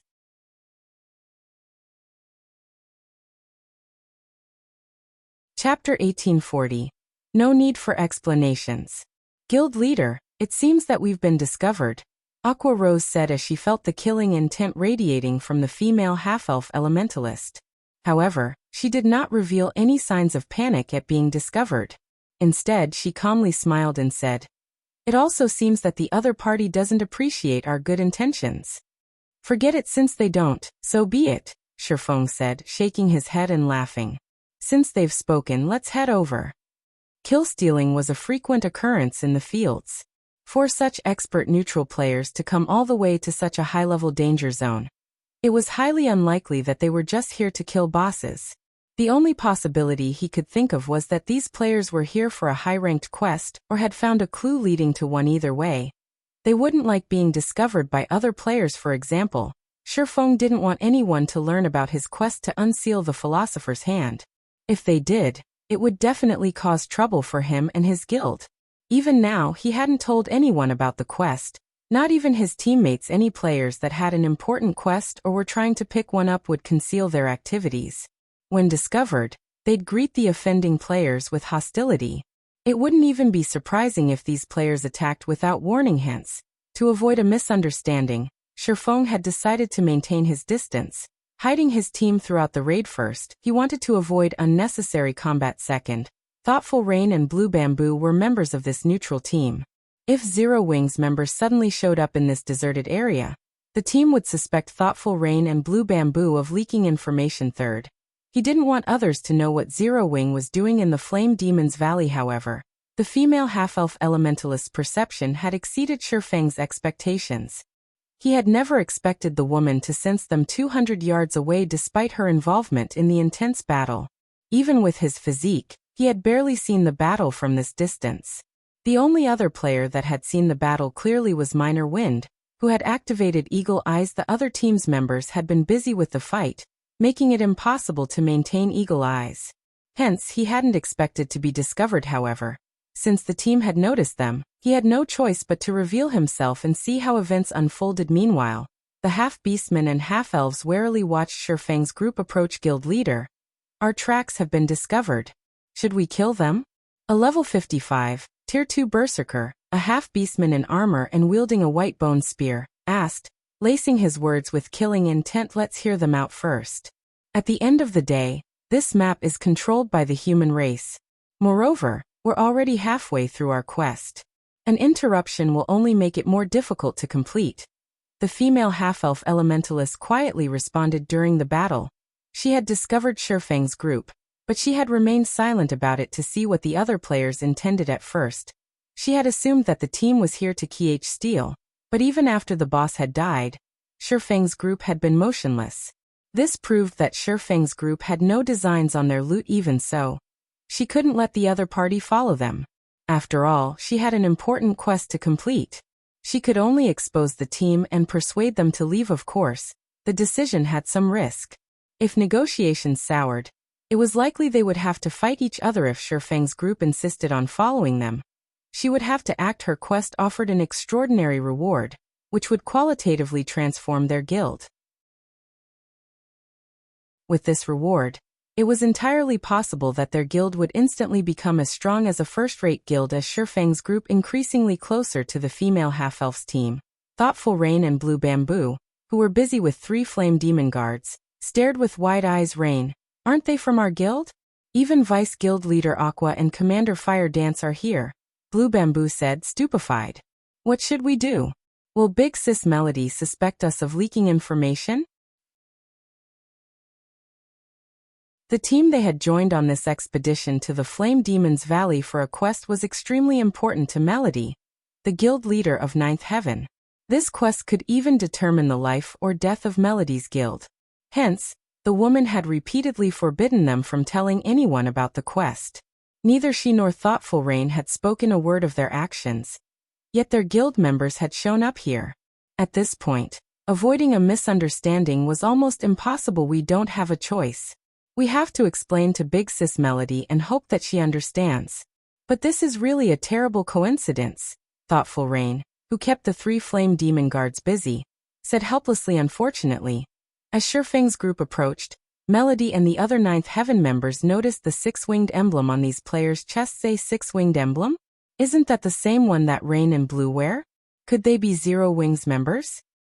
Guild leader, we haven't said anything about this operation to anyone. How could Zero Wings members be here? Could it be? Did Rain and Blue? I knew outsiders couldn't. Suddenly, the half-beastmen and half-elves turned to Thoughtful Rain and Blue Bamboo. Although they did not question the two directly, they watched the women with questioning gazes. Enough. I'll handle this. Melody roared as she shot her team members a chilling look. Let's find out why they're here first. Suddenly, this team of neutral players heard a deep voice. I am Black Flame, Zero Wings guild leader. My team and I have a task in the Flame Demon's Valley. May I ask you to remain here for some time? Once we're done, we'll invite you in. Shurfeng's voice was sonorous, echoing throughout the valley. Moreover, his aura was imposing. He felt like an ancient behemoth that had just woken. Damn it. It's true. When Melody's team members heard Shurfeng's statement, they glared at Thoughtful Rain and Blue Bamboo with indignation. Meanwhile, Thoughtful Rain and Blue Bamboo were at a loss for words. They felt as if any explanation would be useless. Guild leader, since they've come to steal our quest, we should kill them. One of the Tier 2 berserkers said, exuding killing intent. I want to see just how powerful Zero Wing truly is. They had more or less heard of Zero Wing.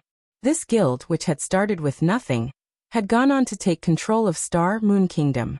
The guild was powerful enough to rival a first-rate guild, many times stronger than 9th Heaven. However, they didn't think that they'd lose to Zero Wing's experts in terms of individual combat standards. They had the innate advantage of half-beastmen and half-elves, which would be particularly prominent in PvP. Waving to her teammates for quiet, Melody turned to Thoughtful Rain and Blue Bamboo.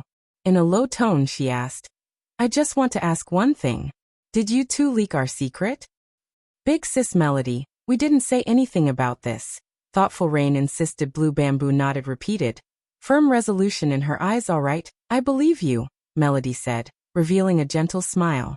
She did not think that Thoughtful Rain and Blue Bamboo would betray her trust. She then turned back to Shurfeng and said, hello, Guild Leader Black Flame. I am Melody, the Guild Leader of 9th Heaven. May I know why we cannot enter? That way, I'll understand what I should do. Although there was no arrogance in Melody's voice, her voice held no deference, either. Rather, her tone contained questions and threats depending on Shurfeng's explanation. She wouldn't shy from a battle to the death or mutual destruction. Thoughtful Rain and Blue Bamboo tensed. The reason? Shurfeng suddenly laughed. I'm afraid that you don't qualify to demand answers from me. Moreover, Zero Wing has never needed to explain itself. All you need to know is that you are not allowed entry for the moment. If you refuse, I'll simply treat you like the other monsters. Shurfeng then swung Killing Ray at the Flame Demon guards chasing Thoughtful Rain, tearing the space before him. A golden lightning bolt struck one of the 3 lords from over 60 yards away. The powerful Flame Demon guards then fell to one knee, the strike leaving a deep gash in their flesh. All 3 lords were heavily injured. Meanwhile, a damage of over -100,000 appeared above the Flame Demon guards' heads. Among the 3 lords, one even suffered nearly -300,000 damage. But compared to Shurfeng's damage, what truly surprised the other guild leader was his ability to land his attack against the 3 moving lords without harming Thoughtful Rain, despite being over 60 yards away.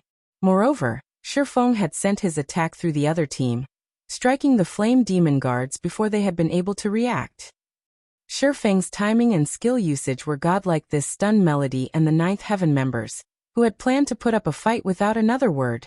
Shurfeng led his team into the Flame Demon's Valley, leaving the dumbstruck members of 9th Heaven behind.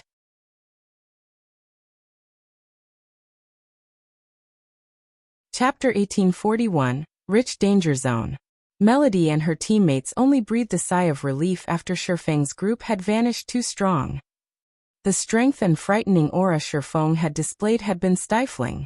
For a moment, they even thought that they had already died. So, that is Rain and Blue's guild? How could such a powerful expert exist? When Ninth Heaven's members turned to thoughtful Rain and Blue Bamboo, who still fought the 3 flame demon guards, they watched the women with shock and fear. They had never realized that Zero Wing was so powerful. The racial talents they were so proud of were little more than a joke before Shifeng. Even thoughtful Rain and Blue Bamboo, who had thought that they understood their own guild, couldn't help but gape after witnessing Shifeng's attack. Not only had Shifeng's single attack alleviated the pressure they faced, but he had also shocked Ninth Heaven's experts, deterring them from attacking. Among the Ninth Heaven experts present, quite a few were even stronger than the two of them. This was especially true for Melody. Melody wore 3 pieces of epic equipment and had stronger combat standards than them. Yet against Shifeng's attack, even she had failed to react. Melody also could not help but shake her head and smile bitterly as she looked at the 3 flame demon guards' wounds. She had intended on threatening Zero Wing and questioning Zero Wing's purpose in the Flame Demon's Valley. After all, both teams had roughly the same number of players.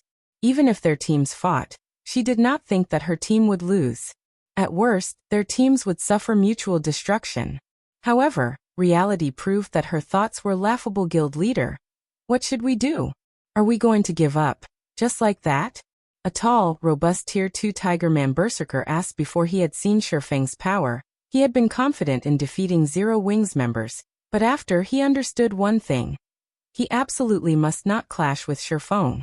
He would only find his death if he did. He hadn't only come to that conclusion because of Shifeng's superior basic attributes, but also because of the technique the swordsman had displayed. Why should we give up?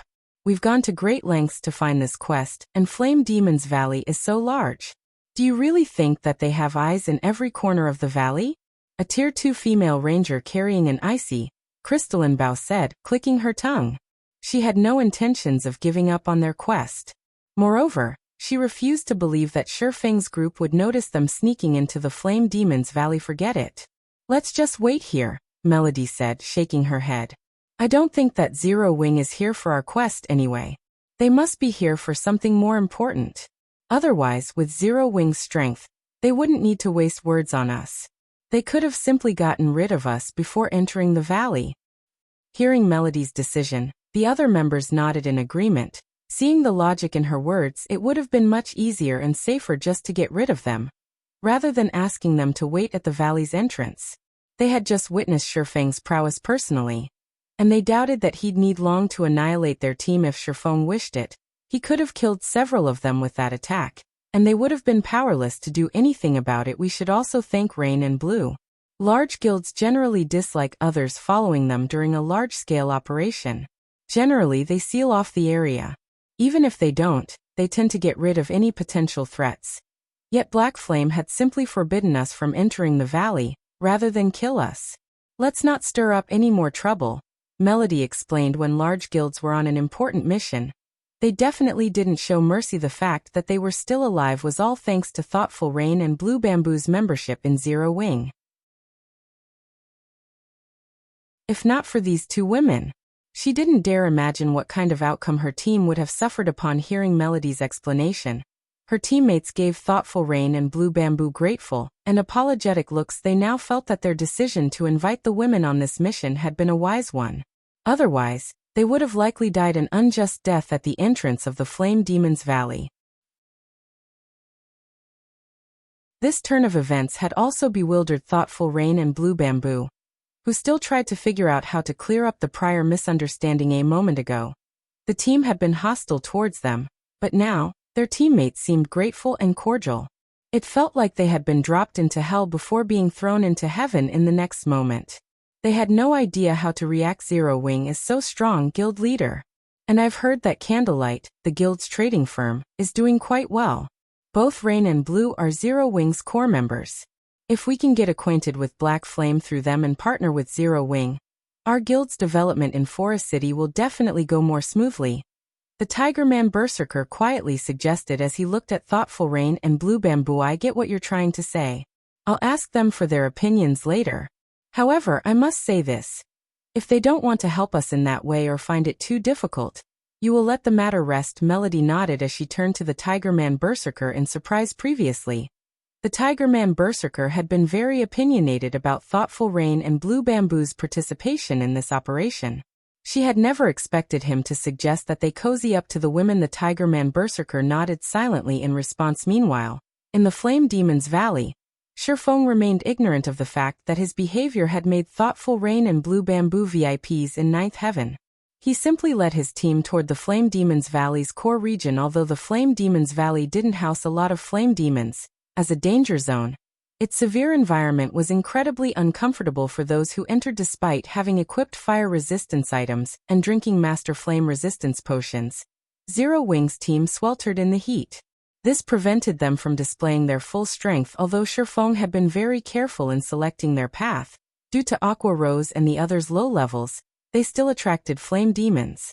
They had no choice but to engage in a few fights, slowing their advance considerably. However, killing the flame demons also granted a bountiful harvest. Although the monsters lacked equipment drops, they did drop enough fire-type materials to earn a small fortune.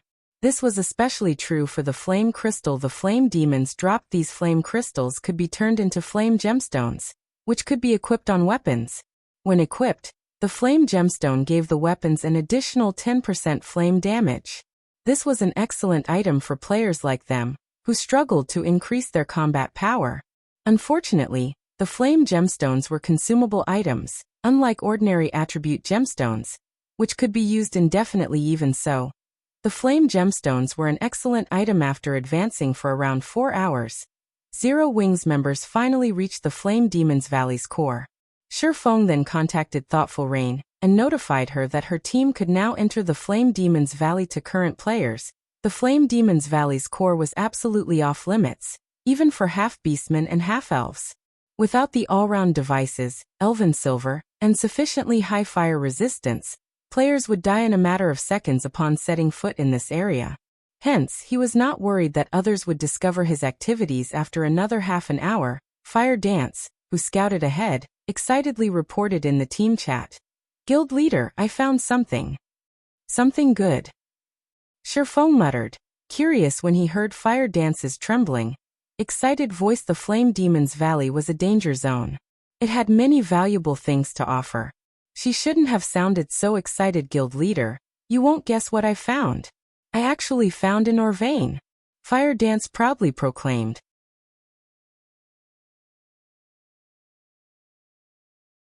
Chapter 1842, Attributed Orvane. Upon hearing Fire Dance mention an Orvane, everyone's eyes glowed with excitement. Orvanes were extremely rare in God's domain, and particularly in Starmoon Kingdom. This was because Starmoon Kingdom was a relatively balanced kingdom. While the kingdom had no lack of herbs, ores, wood, and food materials, it did not specialize in any of these resources. Hence, Orvanes were very rare in the kingdom. Whenever one was found, it would be highly contested over an Orvane. "What type is it?" Shifeng asked curiously. He wasn't particularly surprised by the fact that an Orvane had appeared in the Flame Demon's Valley. After all, this was a mountainous region. It was also a danger zone, a map famed for abundant resources. However, although Orvanes were generally quite valuable, they were also differentiated by rank.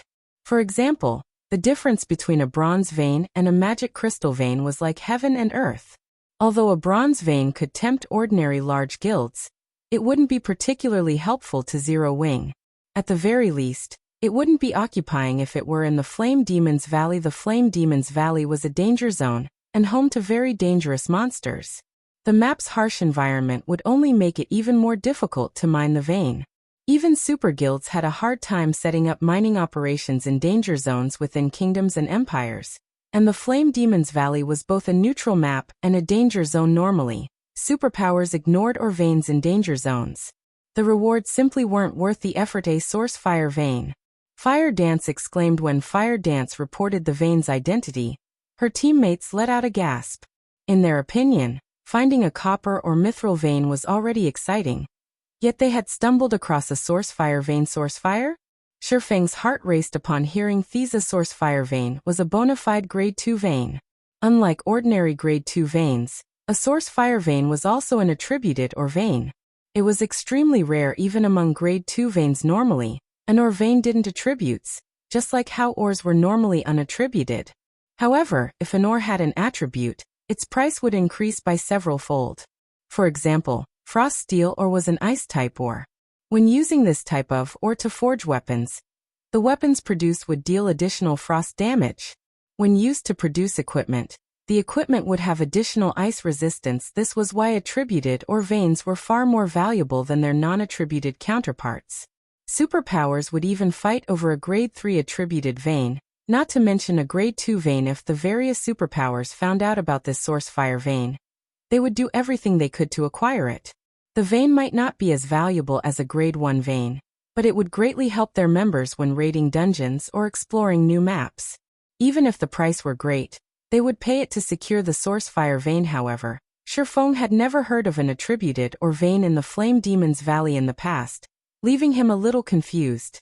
Had such a vein existed, the Flame Demon's Valley would have been a battlefield for the various superpowers, rather than some obscure map that no one cared about. Send the coordinates. We'll head there immediately.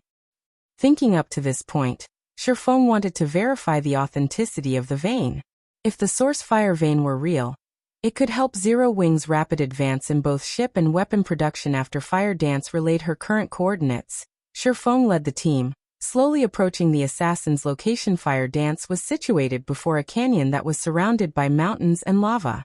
The canyon was clear of black smoke, so visibility was excellent. Only the terrain was extremely dangerous. There were also a large number of giant lava beasts in the area. Moreover, laying at the canyon's entrance was a gigantic, level 80 mythic ranked beast lava hound, elemental creature, mythic, level 80. HP 450, 000, 000/450, 000, 000. Everyone felt their heads ache when they saw the two-headed lava hound guarding the canyon's entrance. However, they could clearly see a cave in the distance with some crimson ore around its entrance.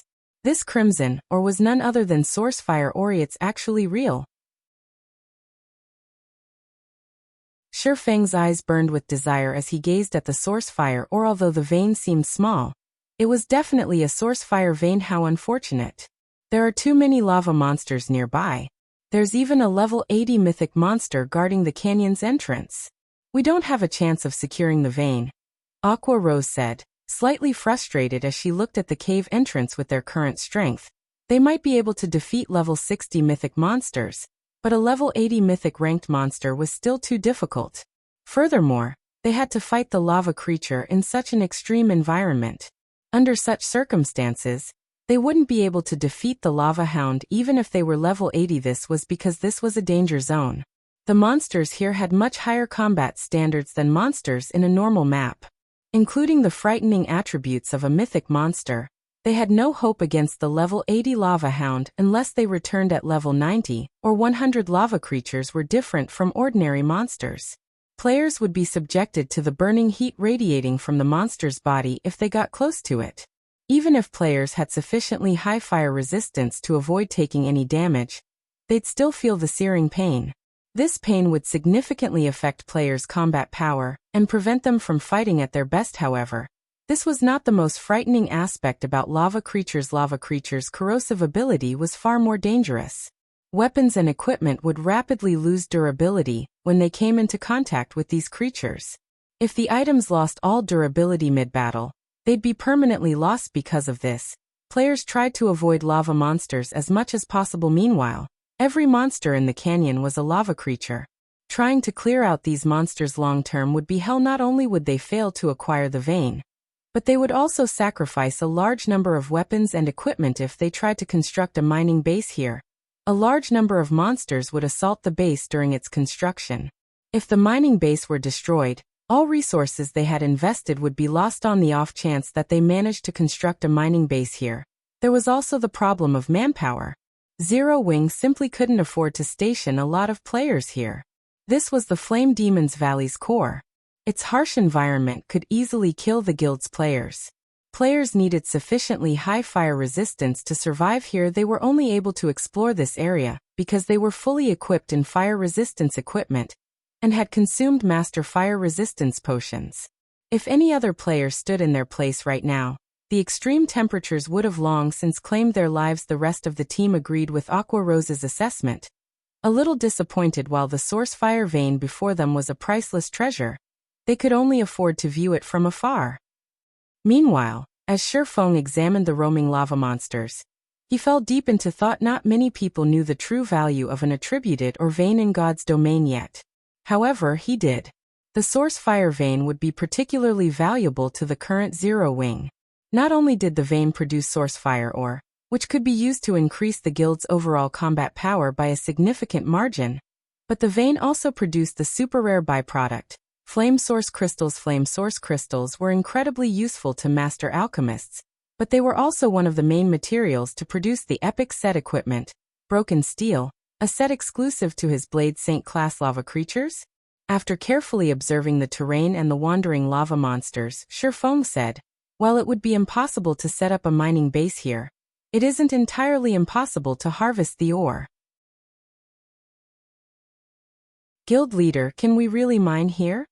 Anticipation burned in Aqua Rose's eyes as she looked at Shifeng. Nowadays, fire resistance weapons and equipment were in high demand since the various large guilds had realized how necessary these items were to their development. If Zero Wing could harvest the source fire vein, it would definitely increase the guild's development speed. Given enough time, Zero Wing's members wouldn't be limited to operating near Silverwing town. They could freely explore the Ore Empire and cross swords with the Ore Empire's evil god's temple. They had long since grown tired of the evil god's temple's antics by this point.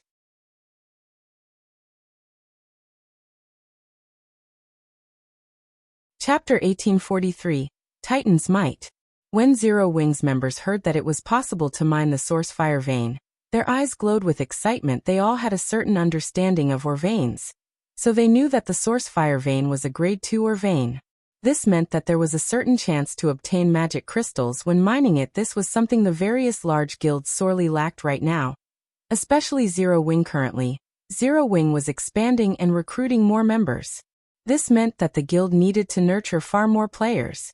Although Zero Wing had training locations like the Battle Arena, the guild members still had to train in the Divine Colosseum's Trial Tower. Zero Wing's battle arenas simply couldn't accommodate enough people. The Trial Tower also provided comprehensive training, testing players' limits. If Zero Wing could acquire a large number of magic crystals, the guild would be able to transform the new recruits into usable combat power. Right now, the majority of Zero Wing's members wouldn't be useful in large-scale combat. This was also why Zero Wing's members couldn't venture far from Silverwing town, and the guild couldn't develop properly in the Ore Empire. We'll have to give it a try before we'll know if it's truly possible.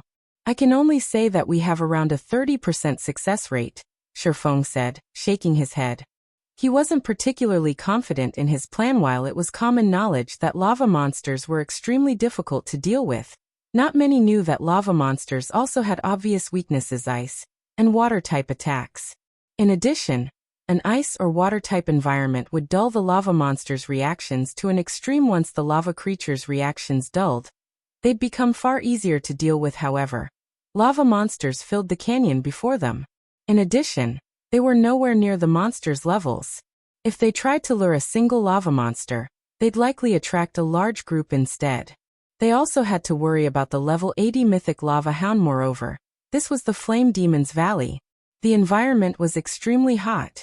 Even after equipping fire resistance equipment and drinking master fire resistance potions, the heat still affected them considerably, and they couldn't fully exhibit their combat powers.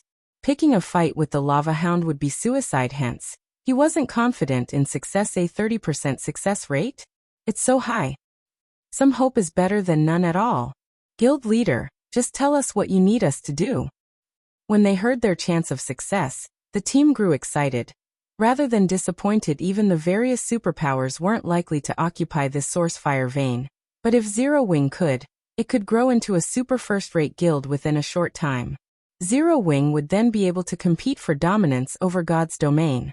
It would no longer be limited to its status as a kingdom's #1 guild. Aqua Rose, who had once been an honorary elder in the veteran first-rate guild, Twilight Echo, had never thought that Zero Wing would one day have a chance of becoming a super first-rate guild. Despite so many years of development, Twilight Echo had never reached the point where it had the potential of becoming a super first-rate guild, yet Zero Wing already had. Alright, since everyone is in agreement, Aqua and those with the Sea God's legacy, ready your spells.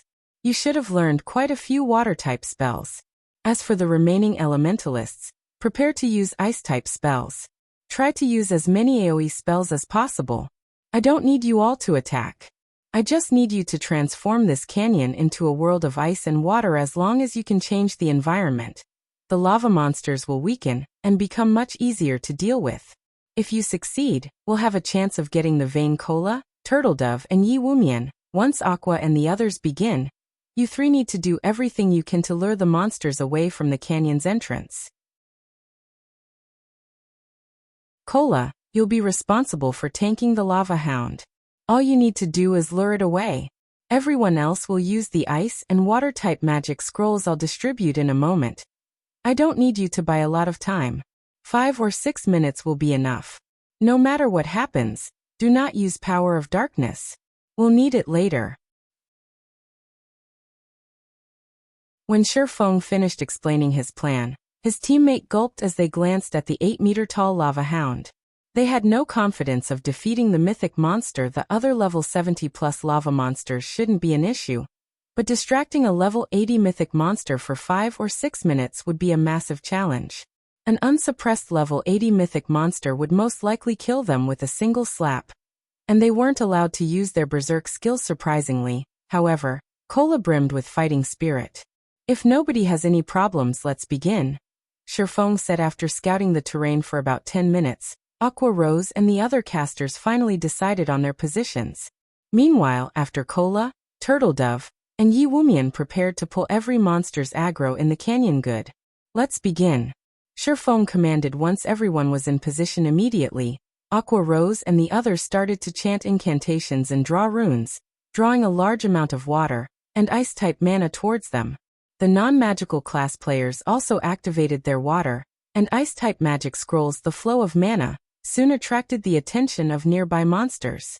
These monsters instantly searched for the change's source. However, before these lava monsters discovered Aqua Rose and her companions' locations, AoE spells began to descend. Boom, boom, boom. Suddenly, icicles and waterfalls rained down from the top of the canyon walls. As the streams of ice and water reached the bottom of the canyon, the molten lava vaporized the ice and water, filling the canyon with a dense mist. At the same time, the canyon's temperature began to decrease. Unfortunately, Aqua Rose and the others' spells were only temporary. Their spells couldn't stop the lava from spewing out of the ground and canyon walls. Damn it. Why is there so much lava? If we can't stop it, changing the environment will be impossible, Blackie said, anxiety filling his heart as he watched water and ice become steam. If they failed to change the environment, the lava monsters would easily annihilate them. They shouldn't even dream of securing the source fire vein. Seeing the swarm of lava monsters charge up the canyon, Cola and the other MTs began to grow nervous. These level 70+ lava monsters hadn't weakened in the slightest. It seems the effects are quite good. Everything is coming along just as I expected. Shifeng smiled as he watched the rising steam. He then took out the ancient weather book and activated weather control. He hadn't actually expected Aqua Rose and the others to change the environment here by themselves. After all, only powerful domain skills could accomplish such a feat. Only a fool would try to change an area's environment with ordinary AoE spells, while the ancient weather book could alter an area's weather. It was too difficult to do so in such an inferno. It would take a very long time for the ancient weather book to alter this environment enough to impact the lava monsters. Meanwhile, the lava hound would have killed the entire team several times. Hence, he needed Aqua Rose and the others to create enough steam in the valley to hasten the ancient weather book's alteration process. Suddenly, a powerful storm began to brew above the canyon, dark clouds forming in the sky. After 5 seconds, rain began to fall, showering the lava monsters. As the rainwater covered their bodies, the lava monstress cried out in pain. Their body temperatures rapidly began to cool. Not only did the lava monster's movement speed begin to decrease, but they also seemed sluggish. The lava hound raged as the rain drenched its body, its howl so powerful that it even pushed away the descending rainwater and rubble on the ground. The lava hound then charged for Sherfong, swiping a paw as it pounced on the swordsman. "You're not getting past me." When the lava hound ignored him, Kola activated Titan's domain and ran at the beast with his shield raised. Boom! Sparks scattered when the lava hound's nails scratched against Kola's Titan guard. The lava hound's gigantic body came to an abrupt halt. Meanwhile, Kola only stumbled 3 steps backward, a damage exceeding -1,000 appearing above his head. To Kola, who had over 90,000 HP, this damage was practically negligible. So strong, Kola can actually tank that thing by himself. Everyone was surprised to see Kola barely harmed. This was a level 80 mythic monster they were talking about. Although the rain had somewhat weakened the lava hound, it was a mythic monster, yet Kola had received its attack effortlessly without any help. Even Sherfong was shocked by how little damage Kola had taken. He finally understood just how frightening a fragmented legendary shield was. By the looks of it, the Guardian Knight should have no problems tanking the lava hound by himself, even if he didn't use Titan's domain. Sherfong also dismissed the worry that plagued his heart. He then activated Gale domain and flew toward the cave entrance. In the distance, he quickly reached the mine, realizing that its entrance was so small that barely 3 people, shoulder to shoulder, would be able to enter at the same time. The instant Sherfong set foot in the mine, a series of system notifications reached his ears. Moreover, he wasn't the only person to receive the system notifications. Everyone in the Flame Demon's Valley had received them.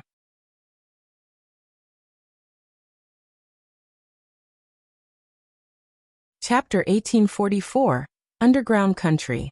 System. Congratulations! You have discovered the Fire God's Ancient Land. Flame Demon's Valley Region System Announcement. A player has triggered the new expansion pack, Underground Country, and activated the Primordial Taboo Seal. Players may enter the Underground Country in 10 days. The system announcement repeated 3 times, the system's indifferent voice echoing in everyone's minds for quite some time. Underground Country? Sherfong was stunned. Fire God's Ancient Land. He had never heard of the Flame Demon's Valley containing some kind of underground country during his previous life. He only knew that the Fire Demon's Valley's monsters had a high drop rate for source fire ore and magic crystals, and a few superpowers had fought fiercely over the area. However, this new expansion pack had never been triggered in the past. Although he had never heard of the Fire God's Ancient Land before, he was very familiar with ancient lands. Any location that was considered an ancient land had existed before the Great Destruction. Only, these locations had disappeared from the public eye after the Great Destruction. Meanwhile, these ancient lands were rumored to have been blessed by ancient gods, which was why they had survived for so long. But as time passed, these ancient lands had become relics among the various ancient lands that had been discovered during Sherfang's life. Some contained items that had even been famous during ancient times. These items had all been highly sought after by the various superpowers. Hence, the various superpowers had fought desperately to claim any discovered ancient lands in the past. Sherfong had never thought that the source fire vein they had found was actually an entrance to the Fire God's Ancient Land. This rendered Sherfong speechless. Now that the system announcement had been made, the underground country in the Flame Demon's Valley would be exposed sooner or later. The source fire vein would definitely be discovered as well. Meanwhile, the Flame Demon's Valley was tens of thousands of miles away from Starmoon Kingdom. If the Fire Dragon Empire's superpowers wanted to claim the vein, he'd be powerless to stop them. Fortunately, it wasn't easy to reach the Flame Demon's Valley's core. Players would need high enough fire resistance to do so. Triggering this new expansion pack also excited Zero Wings members. Although they didn't know what the underground country was, they knew that this expansion pack represented a huge opportunity. Every kingdom and empire had its own specialty products, and no player had ever explored this underground country yet. This meant that they could monopolize the underground country's specialty products. Depending on the item's value, they could make a fortune by reselling them. Although Zero Wings members were excited about the new expansion pack, when they returned their attention to the horrific number of approaching monsters, They suppressed their excitement and focused on their enemies. As for Shifeng, after a moment of surprise, he quickly charged into the source fire vein and started building a marker for a teleportation magic array, trying to get all of his team members into the flame. Demon's Valley's core had already been incredibly difficult, not to mention sending an army into the valley. No guild in God's domain would be able to do so at this stage of the game, so it was impossible to mine this source fire vein long-term. However, while this task might be impossible for other guilds, the same was not true for Silverwing. As long as he set up a teleportation marker, he could transport players via teleportation array. Not only would it save his players a lot of travel time, but they could also avoid unnecessary battles in the Flame Demon's Valley. Unfortunately, due to the massive distance between teleportation arrays, the magic crystal cost would be considerable, but compared to the source fire vein's value, the teleportation fees were almost negligible. Aside from the fact that magic crystals could drop from the source fire vein, the source fire ore was incredibly valuable. It also had a small chance of dropping flame source crystals. Meanwhile, in a hot, sandy area in the Flame Demon's Valley's inner region, Melody and her team worked on clearing out the monsters in an ancient ruin.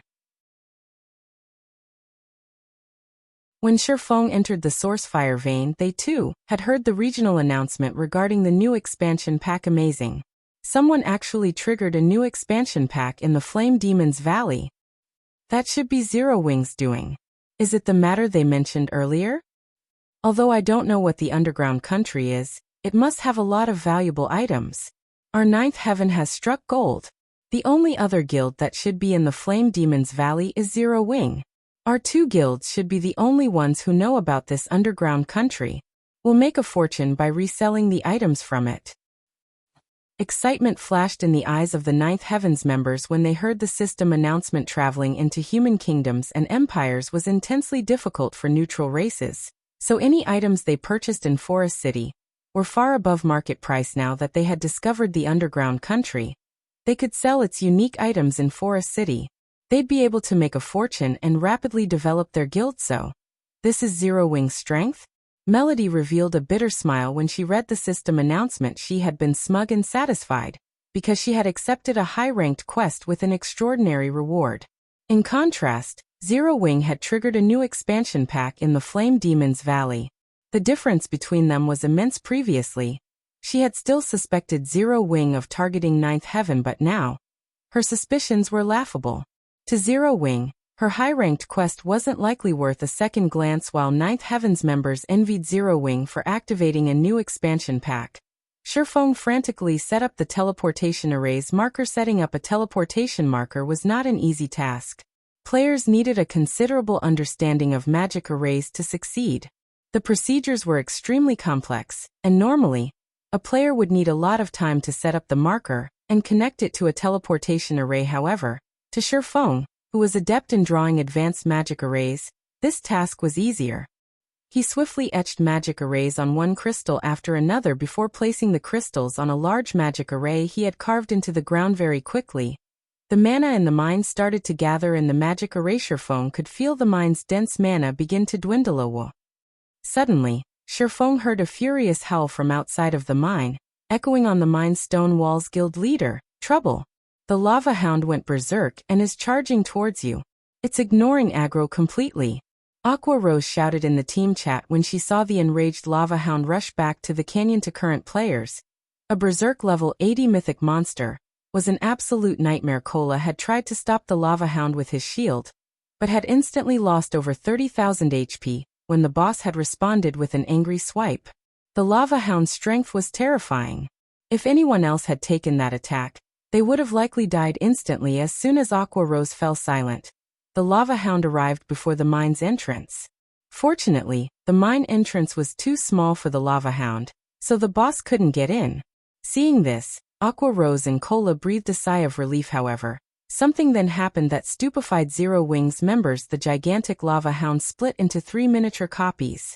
Each copy was still a level 80 mythic monster, but they did have slightly lower basic attributes. Before Silverwing's members could react, the 3 lava hounds charged into the mine. Hurry up! Shifeng could already hear rapidly approaching footsteps. It was obvious that the lava hound was almost to him.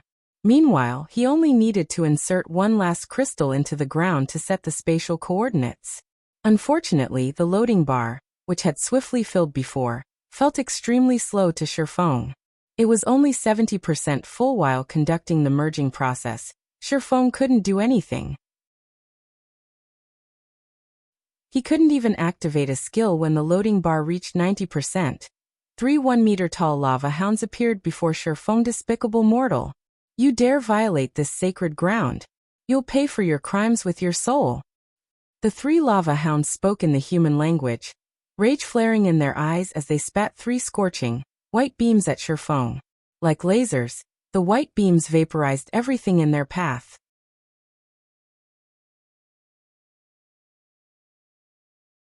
Chapter 1845, Evil God's Sword.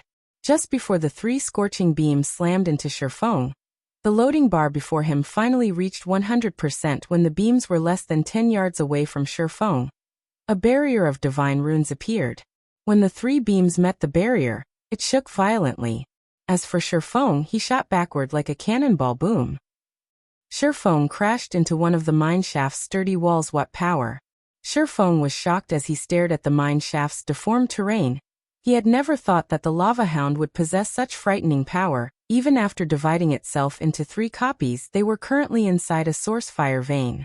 The walls surrounding them were sturdy and fire-resistant. Especially the source fire. Ordinary flames wouldn't melt it, let alone vaporize it. One could easily imagine how high the lava hound's flames were if those white-hot flames struck a player's equipment. Not even magically enhanced, dark gold equipment would survive. Only epic equipment might. If he hadn't activated Absolute Domain in time, he likely would have died from that attack. Retreat. Everyone, retreat immediately. Shifeng shouted through the team chat once the flames dissipated. Cola could barely tank 1 lava hound. Now that they had to face 3 miniature lava hounds, which were only slightly weaker than the full version, he knew they couldn't stay here for a moment longer. After issuing his command, he switched the aura of Earth to the aura of space, preparing to teleport out of this map. As Shifeng was about to escape using space movement, the 3 lava hounds howled as one. 3 light red ripples radiated from the beasts, and as if space had frozen, the 7 luminaries' ring failed to open a tear in space. Spatial lockdown? Shifeng's expression darkened when he saw the growing spatial tear before him disappear. A monster with such peerless strength and the ability, spatial lockdown, were a nightmare for players. Coming across one such monster almost guaranteed death. Monsters that possessed the spatial lockdown ability were extremely rare in God's domain. Normally, only NPCs at the peak of God's domain could execute the ability. Shifeng never thought that an elemental creature like the lava hound would be able to use it as well. You have touched on the almighty fire god's taboo. Sacrifice your soul to beg forgiveness from the fire god. The 3 lava hounds spoke in a chilling tone before charging at Shifeng. Although the 3 lava hounds were small, their movements were so powerful that space itself trembled in their wake. Their strength could even rival the complete lava houndess. As the 3 lava hounds approached Shifeng, they split up and assaulted Shifeng from 3 different directions, transitioning into a battle formation as smoothly as NPCs. Is this a god's guardian? Shifeng's expression turned somber as he watched the 3 lava hounds approach. It was normal in God's domain to find treasures guarded by powerful monsters, and there were some incredibly powerful existences among these guardian monsters. These guardians had been created by the gods. Normally, gods only created such powerful guardians to protect their wealth. Not only did these guardians have an eternal lifespan, but they were also undying. In addition, they commanded extremely powerful skills and spells. They were even more difficult to deal with than archaic species of the same rank and level. I can only give it a try. Shifeng gritted his teeth and used Heavenly Dragon's power before activating Divine Steps. In the next moment, 10 doppelgangers with the exact same aura and attributes as Shifeng appeared. Shifeng and his doppelgangers then charged at the 3 lava hounds. Although the lava hounds were powerful, Shifeng managed to nullify their attacks by constantly switching positions with his doppelgangers. Using this opportunity, Shifeng quickly made his way towards the mine's exit. Normally, guardian monsters would give up the chase once they were a certain distance away from what they were supposed to protect. As long as Shifeng moved out of range, he could shake off the lava hounds. However, The lava hounds were incredibly difficult to get away from. Not only was their strength incredibly high, but their speed was also impressive. They constantly interrupted Shifeng's advance and left very little space for him to move forward by the time Divine Step's duration ended. Shifeng had only crossed a little over 50 yards. He was still over 100 yards away from the mine's entrance. The instant Shifeng's doppelgangers disappeared, a lava hound swiped its paw at Shifeng so fast that it was impossible to dodge. With no other choice, Shifeng raised Killing Ray to block the attack pung. The instant the lava hound's paw met Shifeng's sword, he felt his entire arm go numb.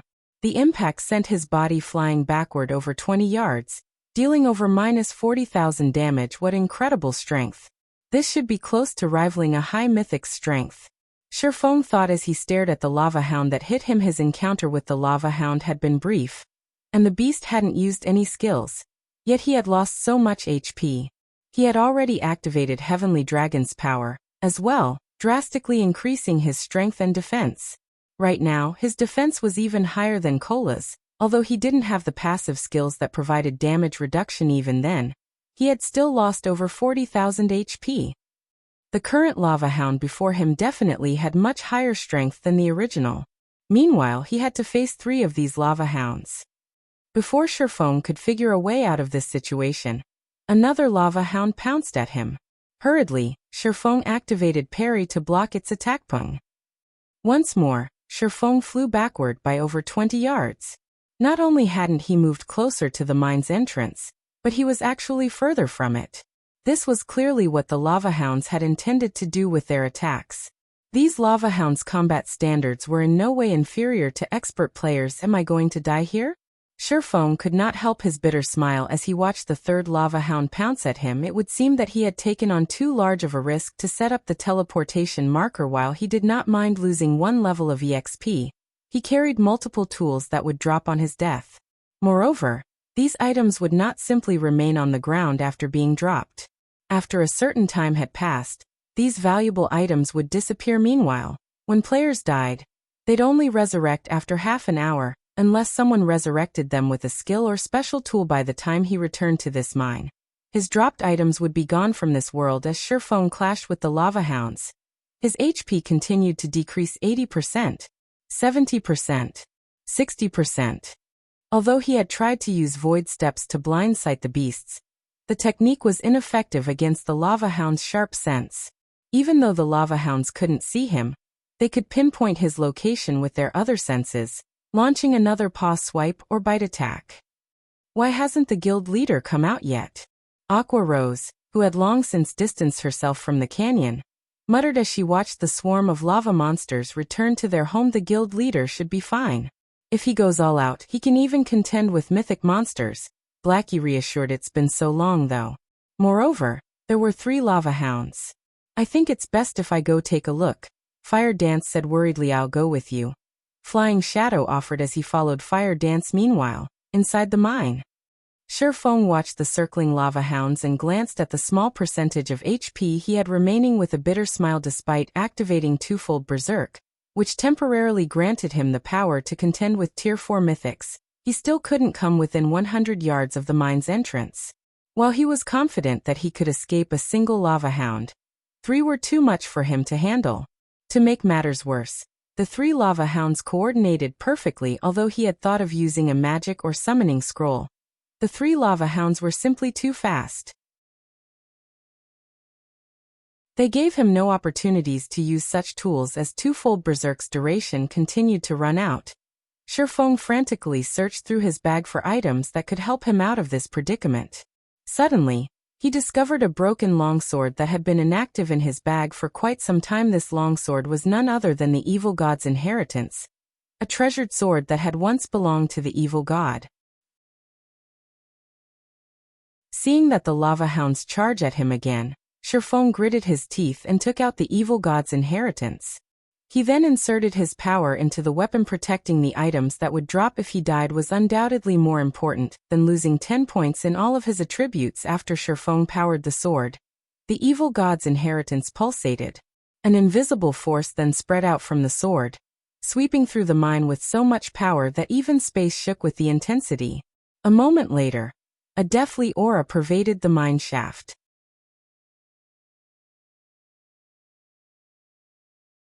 Chapter 1846, Broken Sword's Power. As the aura of death saturated the mine, space itself froze. The three lava hounds slid to a halt as they glared at the broken sword in Shifeng's hand, wary. Pitch-black divine runes had appeared along the broken blade, as the sword released plumes of dark smoke. The weapon felt cold and evil. The lava hounds finally discerned the broken sword's identity, and fear flashed in their eyes. It was as if they had remembered something horrific from their past. Despicable heretic. You dare set foot in this sacred land. Let the almighty fire god's flames purify your soul. After Shifeng replaced the abyssal blade with the evil god's inheritance, the broken sword seemed to trigger something in the three lava hounds.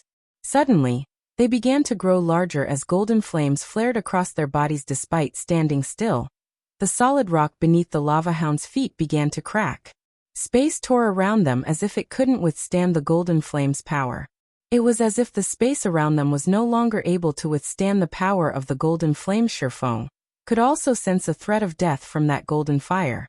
Moreover, Shifeng could tell that this death wouldn't just end with a single lost level. He could feel a power akin to soul fire, although this was many times stronger. Burning and devouring his soul would be child's play for this strange fire. If these golden flames burned a player's soul, the player's account would likely be left permanently crippled. Before Shifeng could think of a plan to get out of this troubling situation, the three lava hounds pounced as one. At this point, Shifeng had no skills that he could use to protect himself. In addition, the lava hound's movement speed had significantly increased. With no other options, Shifeng instinctively executed Sword's Orbit. Countless sword lights enveloped Shifeng, clashing with the three gigantic, flaming beasts as they attacked. Boom, boom, boom. The resulting impacts tore the nearby rocky ground. The scattered sparks ignited anything they touched, transforming the area into a sea of fire. The three lava hounds were thrown back, forming three large craters as they crashed into the ground. Damages of over -3,000 appeared above their heads. In contrast, Shifeng remained standing in his original position, although the ground beneath him had been burned and melted.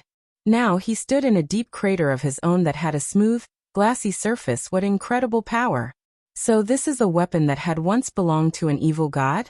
Shifeng was stunned as he looked at the injured lava hounds. Truthfully, the broken sword he wielded was only fragmented legendary rank. Although the weapon provided a considerable boost to strength and attack power, he hadn't expected the boost to be this intense. After all, his abyssal blade was even stronger than ordinary epic weapons, but it had never been this powerful. Meanwhile, the lava hounds before him nearly had enough strength to rival high mythic ranked monsters. Even after activating twofold berserk, he still hadn't been a match for the lava hound's strength. Yet when he had used the evil god's inheritance against these monsters, he felt as if he had hit a group of weak, powerless dogs. He hadn't felt the intense impact that he had experienced during his prior clashes with these beasts. Although he had seen weapons that could weaken an opponent's power in the past, he had never seen one as strong as the evil god's inheritance. The weapon had actually decimated Tier 4 mythic monsters' strength to such a great extent. That wasn't all. When he had clashed with the lava hounds, he had felt his own strength skyrocket. It was as if the broken sword had absorbed the monster's strength, transferring it to him. As Shifeng tried to get a better grasp on the evil god's inheritance's power, a lava hound stood up. This time, however, it did not charge at Shifeng. Instead, it howled with anger and formed a golden, threefold magic array in front of itself. A moment later, a beam of fire shot out from the magic array, moving so fast that Shifeng couldn't dodge in time. This beam was the result of the lava hound's Tier 4 spell, Red Lotus Breath. The same spell that had vaporized the source fire. Or earlier. In response, Shifeng simply swung the evil god's inheritance at the approaching beam of fire. Boom! The broken sword sliced the crimson beam in half, the flames disintegrating the stone wall behind Shifeng. Shifeng stumbled 5 steps back as a damage of over -10,000 appeared above his head. Sure enough, Shifeng was indescribably shocked, glancing down at the evil god's inheritance in his hand. As he had guessed, the evil god's inheritance could absorb an enemy's power, converting it into his own. Moreover, he had received far more power from this attack than the last. Not only had he gained 20% more strength, but his fire resistance had also increased by 30%. This ability was simply frightening. Due to this ability, his combat power had instantly soared. Moreover, he could sense that this still wasn't the evil god's inheritance's limit. Although he couldn't see the evil god's inheritance's exact attributes, when he wielded the weapon, he felt that he hadn't fully grasped the broken sword's power.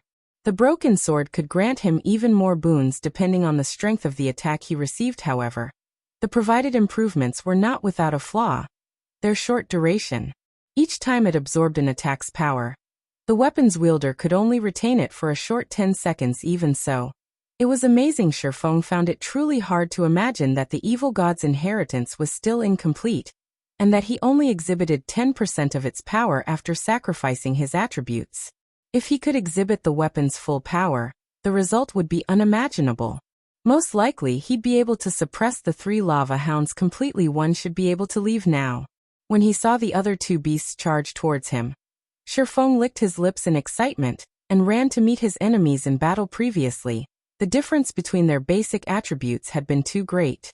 Even after using twofold berserk, he had been thoroughly suppressed. Now, however, his strength had surpassed the lava hounds after he had weakened them and boosted his own with the evil god's inheritance. Shifeng relied on his superior strength and technique to push the 2 lava hounds to the side. He then dashed for the mine's entrance like a powerful gale. When the lava hounds caught up to Shifeng, he easily threw them back with an attack. In less than 5 seconds, Shifeng burst from the mine and back into the canyon. Thousands of lava monsters then turned to look at the swordsman. Big Sis Fire, the guild leader is out, Flying Shadow said, breathing a sigh of relief when he saw Shifeng emerge from the mine.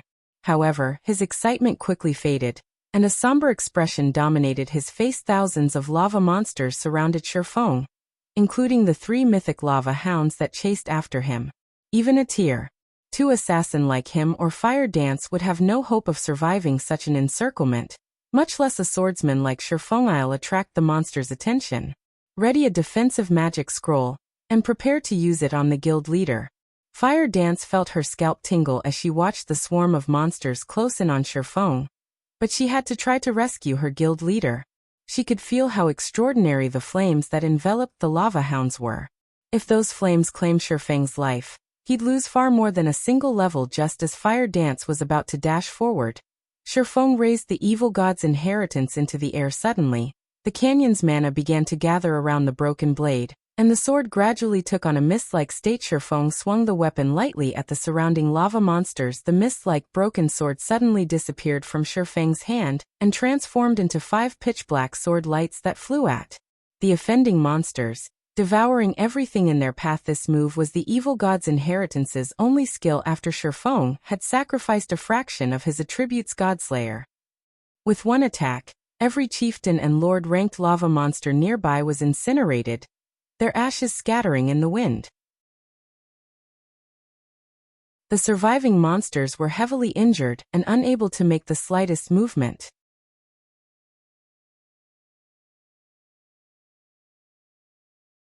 Chapter 1847, Flame Demon's Crown. When Shifeng had swung the broken sword, the attack had carved 5 deep grooves in the rocky ground around him. The canyon's terrain had changed drastically. What great destructive power! Shock filled Shifeng as he gazed at the evil god's inheritance in his hand. Godslayer's destructive power was even greater than that of a Tier 4 super large-scale destruction spell. He had turned several hundred level 70+ lava monsters into ash instantly.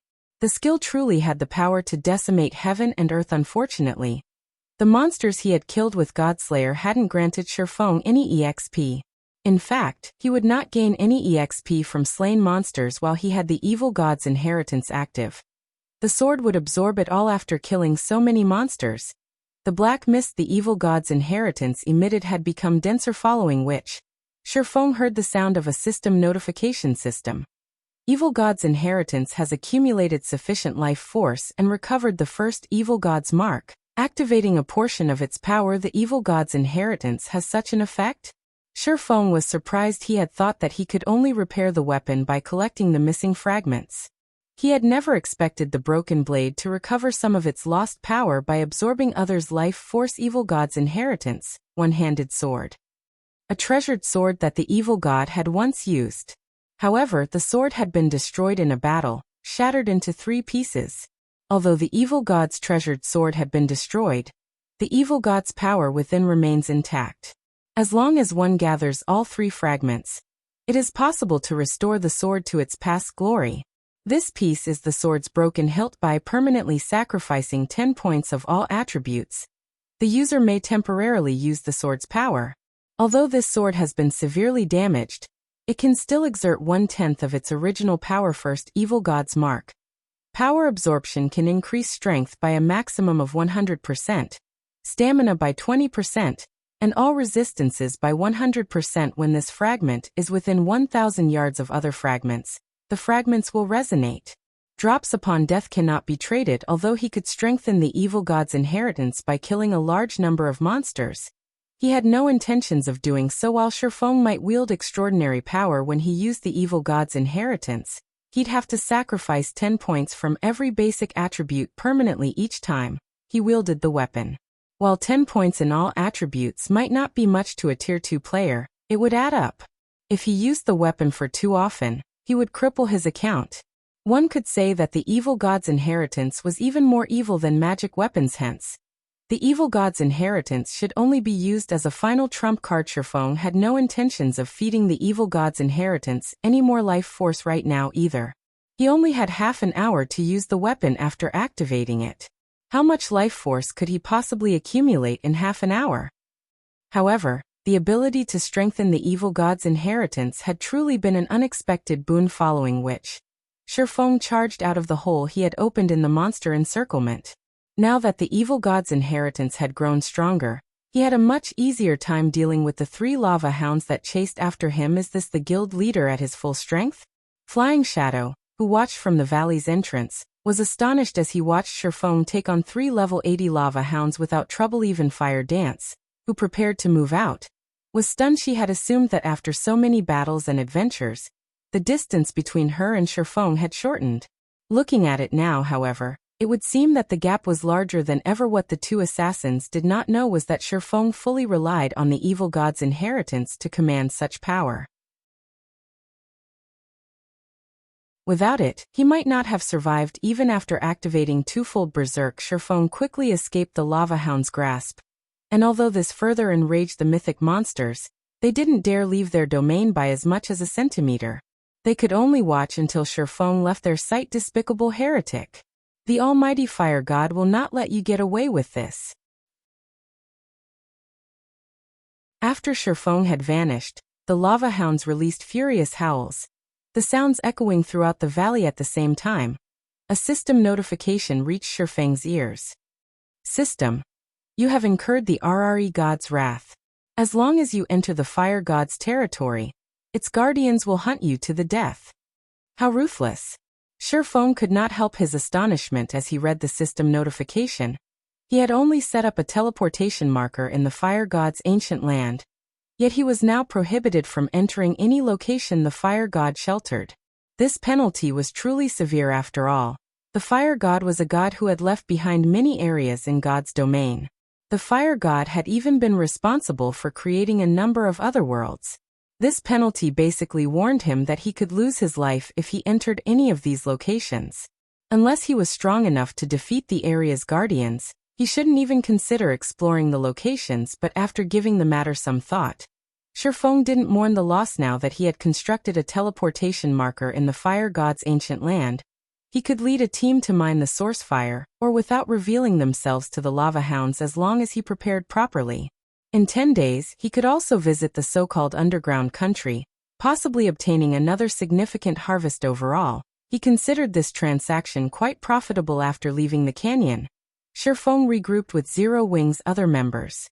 He then briefed Aqua Rose about the teleportation marker, and had her contact her subordinates to prepare. They would need enough fire resistance to survive in the Flame Demon's Valley's core region. Moreover, only intermediate miners or higher could mine the source fire ore. They'd only be able to revisit the mine after fulfilling these 2 conditions. It would take quite some time to prepare. After the team rested for a short moment, Shifeng led his team into the heart of the Flame Demon's Valley. Although they came across quite a few monsters on their way, and Shifeng was currently weakened, the team advanced relatively quickly with their powerful MTs like Cola and Shifeng's summoned Tier 3 demons, as no one had explored the Flame Demon's Valley thus far. It was home to a lot of monsters, which, fortunately, provided far more EXP than normal.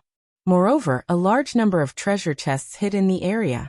After venturing through the core region for 4 hours, some of the team's level 56 members had risen to level 57. Fire Dance and Flying Shadow had also discovered 6 treasure chests in the area. They had found 3 bronze treasure chests, a mysterious iron treasure chest, a secret silver treasure chest, and a fine gold treasure chest. The discovery surprised both Fire Dance and Flying Shadow, who frequently searched for treasure chests in the fields. It was common knowledge that treasure chests were extremely rare in God's domain. Normally, a map only had 2 or 3 at one time. Yet after wandering in a small section of the core region, they had discovered 6. Moreover, one was a fine gold treasure chest past level 50.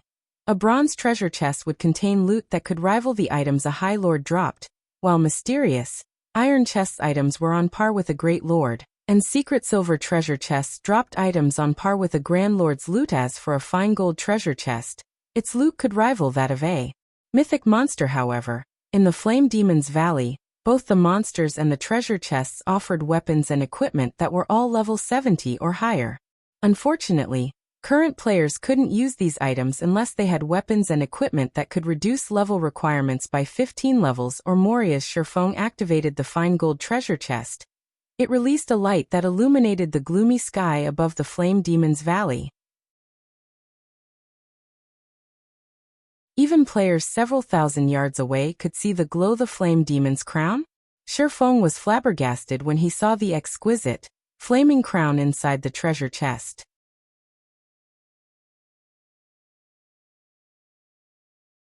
Chapter 1848. Ancient Demon. Guild Leader, did you find something good? Aqua Rose asked curiously as she watched Shifeng's blank expression. The rest of the team turned to look at Shifeng as well, anticipation flashing in their eyes. They all wanted to know what kind of treasure a fine gold treasure chest had to offer. A fine gold treasure chest was almost impossible to find in level 50+ maps. The best players normally found were secret silver rank. Meanwhile, even mysterious iron treasure chests could cause a heated struggle between guild teams. The higher quality treasure chest players found, the more of a commotion activating the treasure chest would cause. In turn, this would lead to more players finding out about the treasure chest. Moreover, after players acquired the items inside a treasure chest, there was a 2-hour period when the items would be guaranteed to drop upon death. Hence, whenever a treasure chest appeared in the fields, a slaughter would soon follow. Fortunately, Zero Wing's team didn't have to worry about being attacked. After all, this place was the Flame Demon's Valley. The only other players that might see the glow from the fine gold treasure chest were the 9th Heaven members. Even if other players with hostile intentions discovered them, they had no fear that anyone would try to rob them. Something good has dropped, Shifeng said, laughing. He then retrieved the Flame Demon's crown and shared its statistics in the team chat. Flame Demon's crown, head fine gold rank. Equipment requirement: Strength 800, Agility 800, and Intelligence 800. Defense plus 100 additional passive ski. Flame Demon's body allows the wearer to gain the body of a flame demon, increasing fire resistance by 200 and becoming immune to burning effects. Additional active ski. Flame Avatar becomes immune to all flame damage for 1 minute cooldown, 10 minutes. After reading the Flame Demon's crown's details, the team lost their prior excitement. Guild Leader, this crown is a scam. Not only does it have such a high equipment requirement, but it doesn't actually offer any basic attributes. The only good thing about it is its high fire resistance, but it isn't worth sacrificing everything else. I feel the same. The monsters in harsh environments are generally very powerful. Although this crown can provide sufficient fire resistance to survive in these maps, without the basic attributes, you'll have a difficult time dealing with monsters. It would be much better to equip several pieces of equipment that provide less fire resistance, but have significant basic attributes. Its defensive properties are even more important. No matter how I look at this crown, it doesn't seem to have any. Everyone quickly discerned the pros and cons of the Flame Demon's crown. Even level 50 common cloth armor had more than 100 defense. The Flame Demon's crown's defense was practically a useless decoration. In addition, losing the basic attributes from a piece of equipment would reduce a player's attributes by around 10%. This would cause at least a 20% reduction in combat power. Moreover, due to the lack of defense in the head section, others would have a weakness to exploit. If one were struck in the head, it was entirely possible that they'd suffer a fainted state. As God's domain continued to update, the equipment player's war would have greater importance. Equipment would play a role in a player's defense beyond basic attributes. Take two players with the same defense, for example. If one of these players wore chest armor while the other player did not, the player without a chest piece would receive more damage when struck in that area, and suffer additional negative effects. If a player took a blow to the head, they would feel dizzy and powerless, and their reactions would become sluggish. If one were stuck in the arm, it would go numb and become difficult to move. There were subtle differences in the negative effects depending on the materials of their equipment, as well. An attack's impact was one such example. During the early stages of the game, these negative effects were barely noticeable, but as players took on higher-leveled monsters, these negative effects would become more prominent. As a result, players would have to choose their equipment carefully. It wasn't enough to prioritize basic attributes. Players also needed to focus on their equipment's compatibility and defensive properties. Meanwhile, the Flame Demon's crown, made of fire with a pitiful 100 points in defense, clearly didn't have any. It was a costume piece at best. If one equipped the Flame Demon's crown during battle, they'd be asking for an early death. Silverwing simply revealed a bitter smile as he stored the Flame Demon's crown. He had to admit that his guild members' standards had significantly improved. Their understanding of weapons and equipment was no longer limited to basic attributes. Unfortunately, they were still somewhat ignorant. This didn't particularly surprise Silverwing. His teammates were still relatively low-leveled after all. They still didn't fully understand resistances.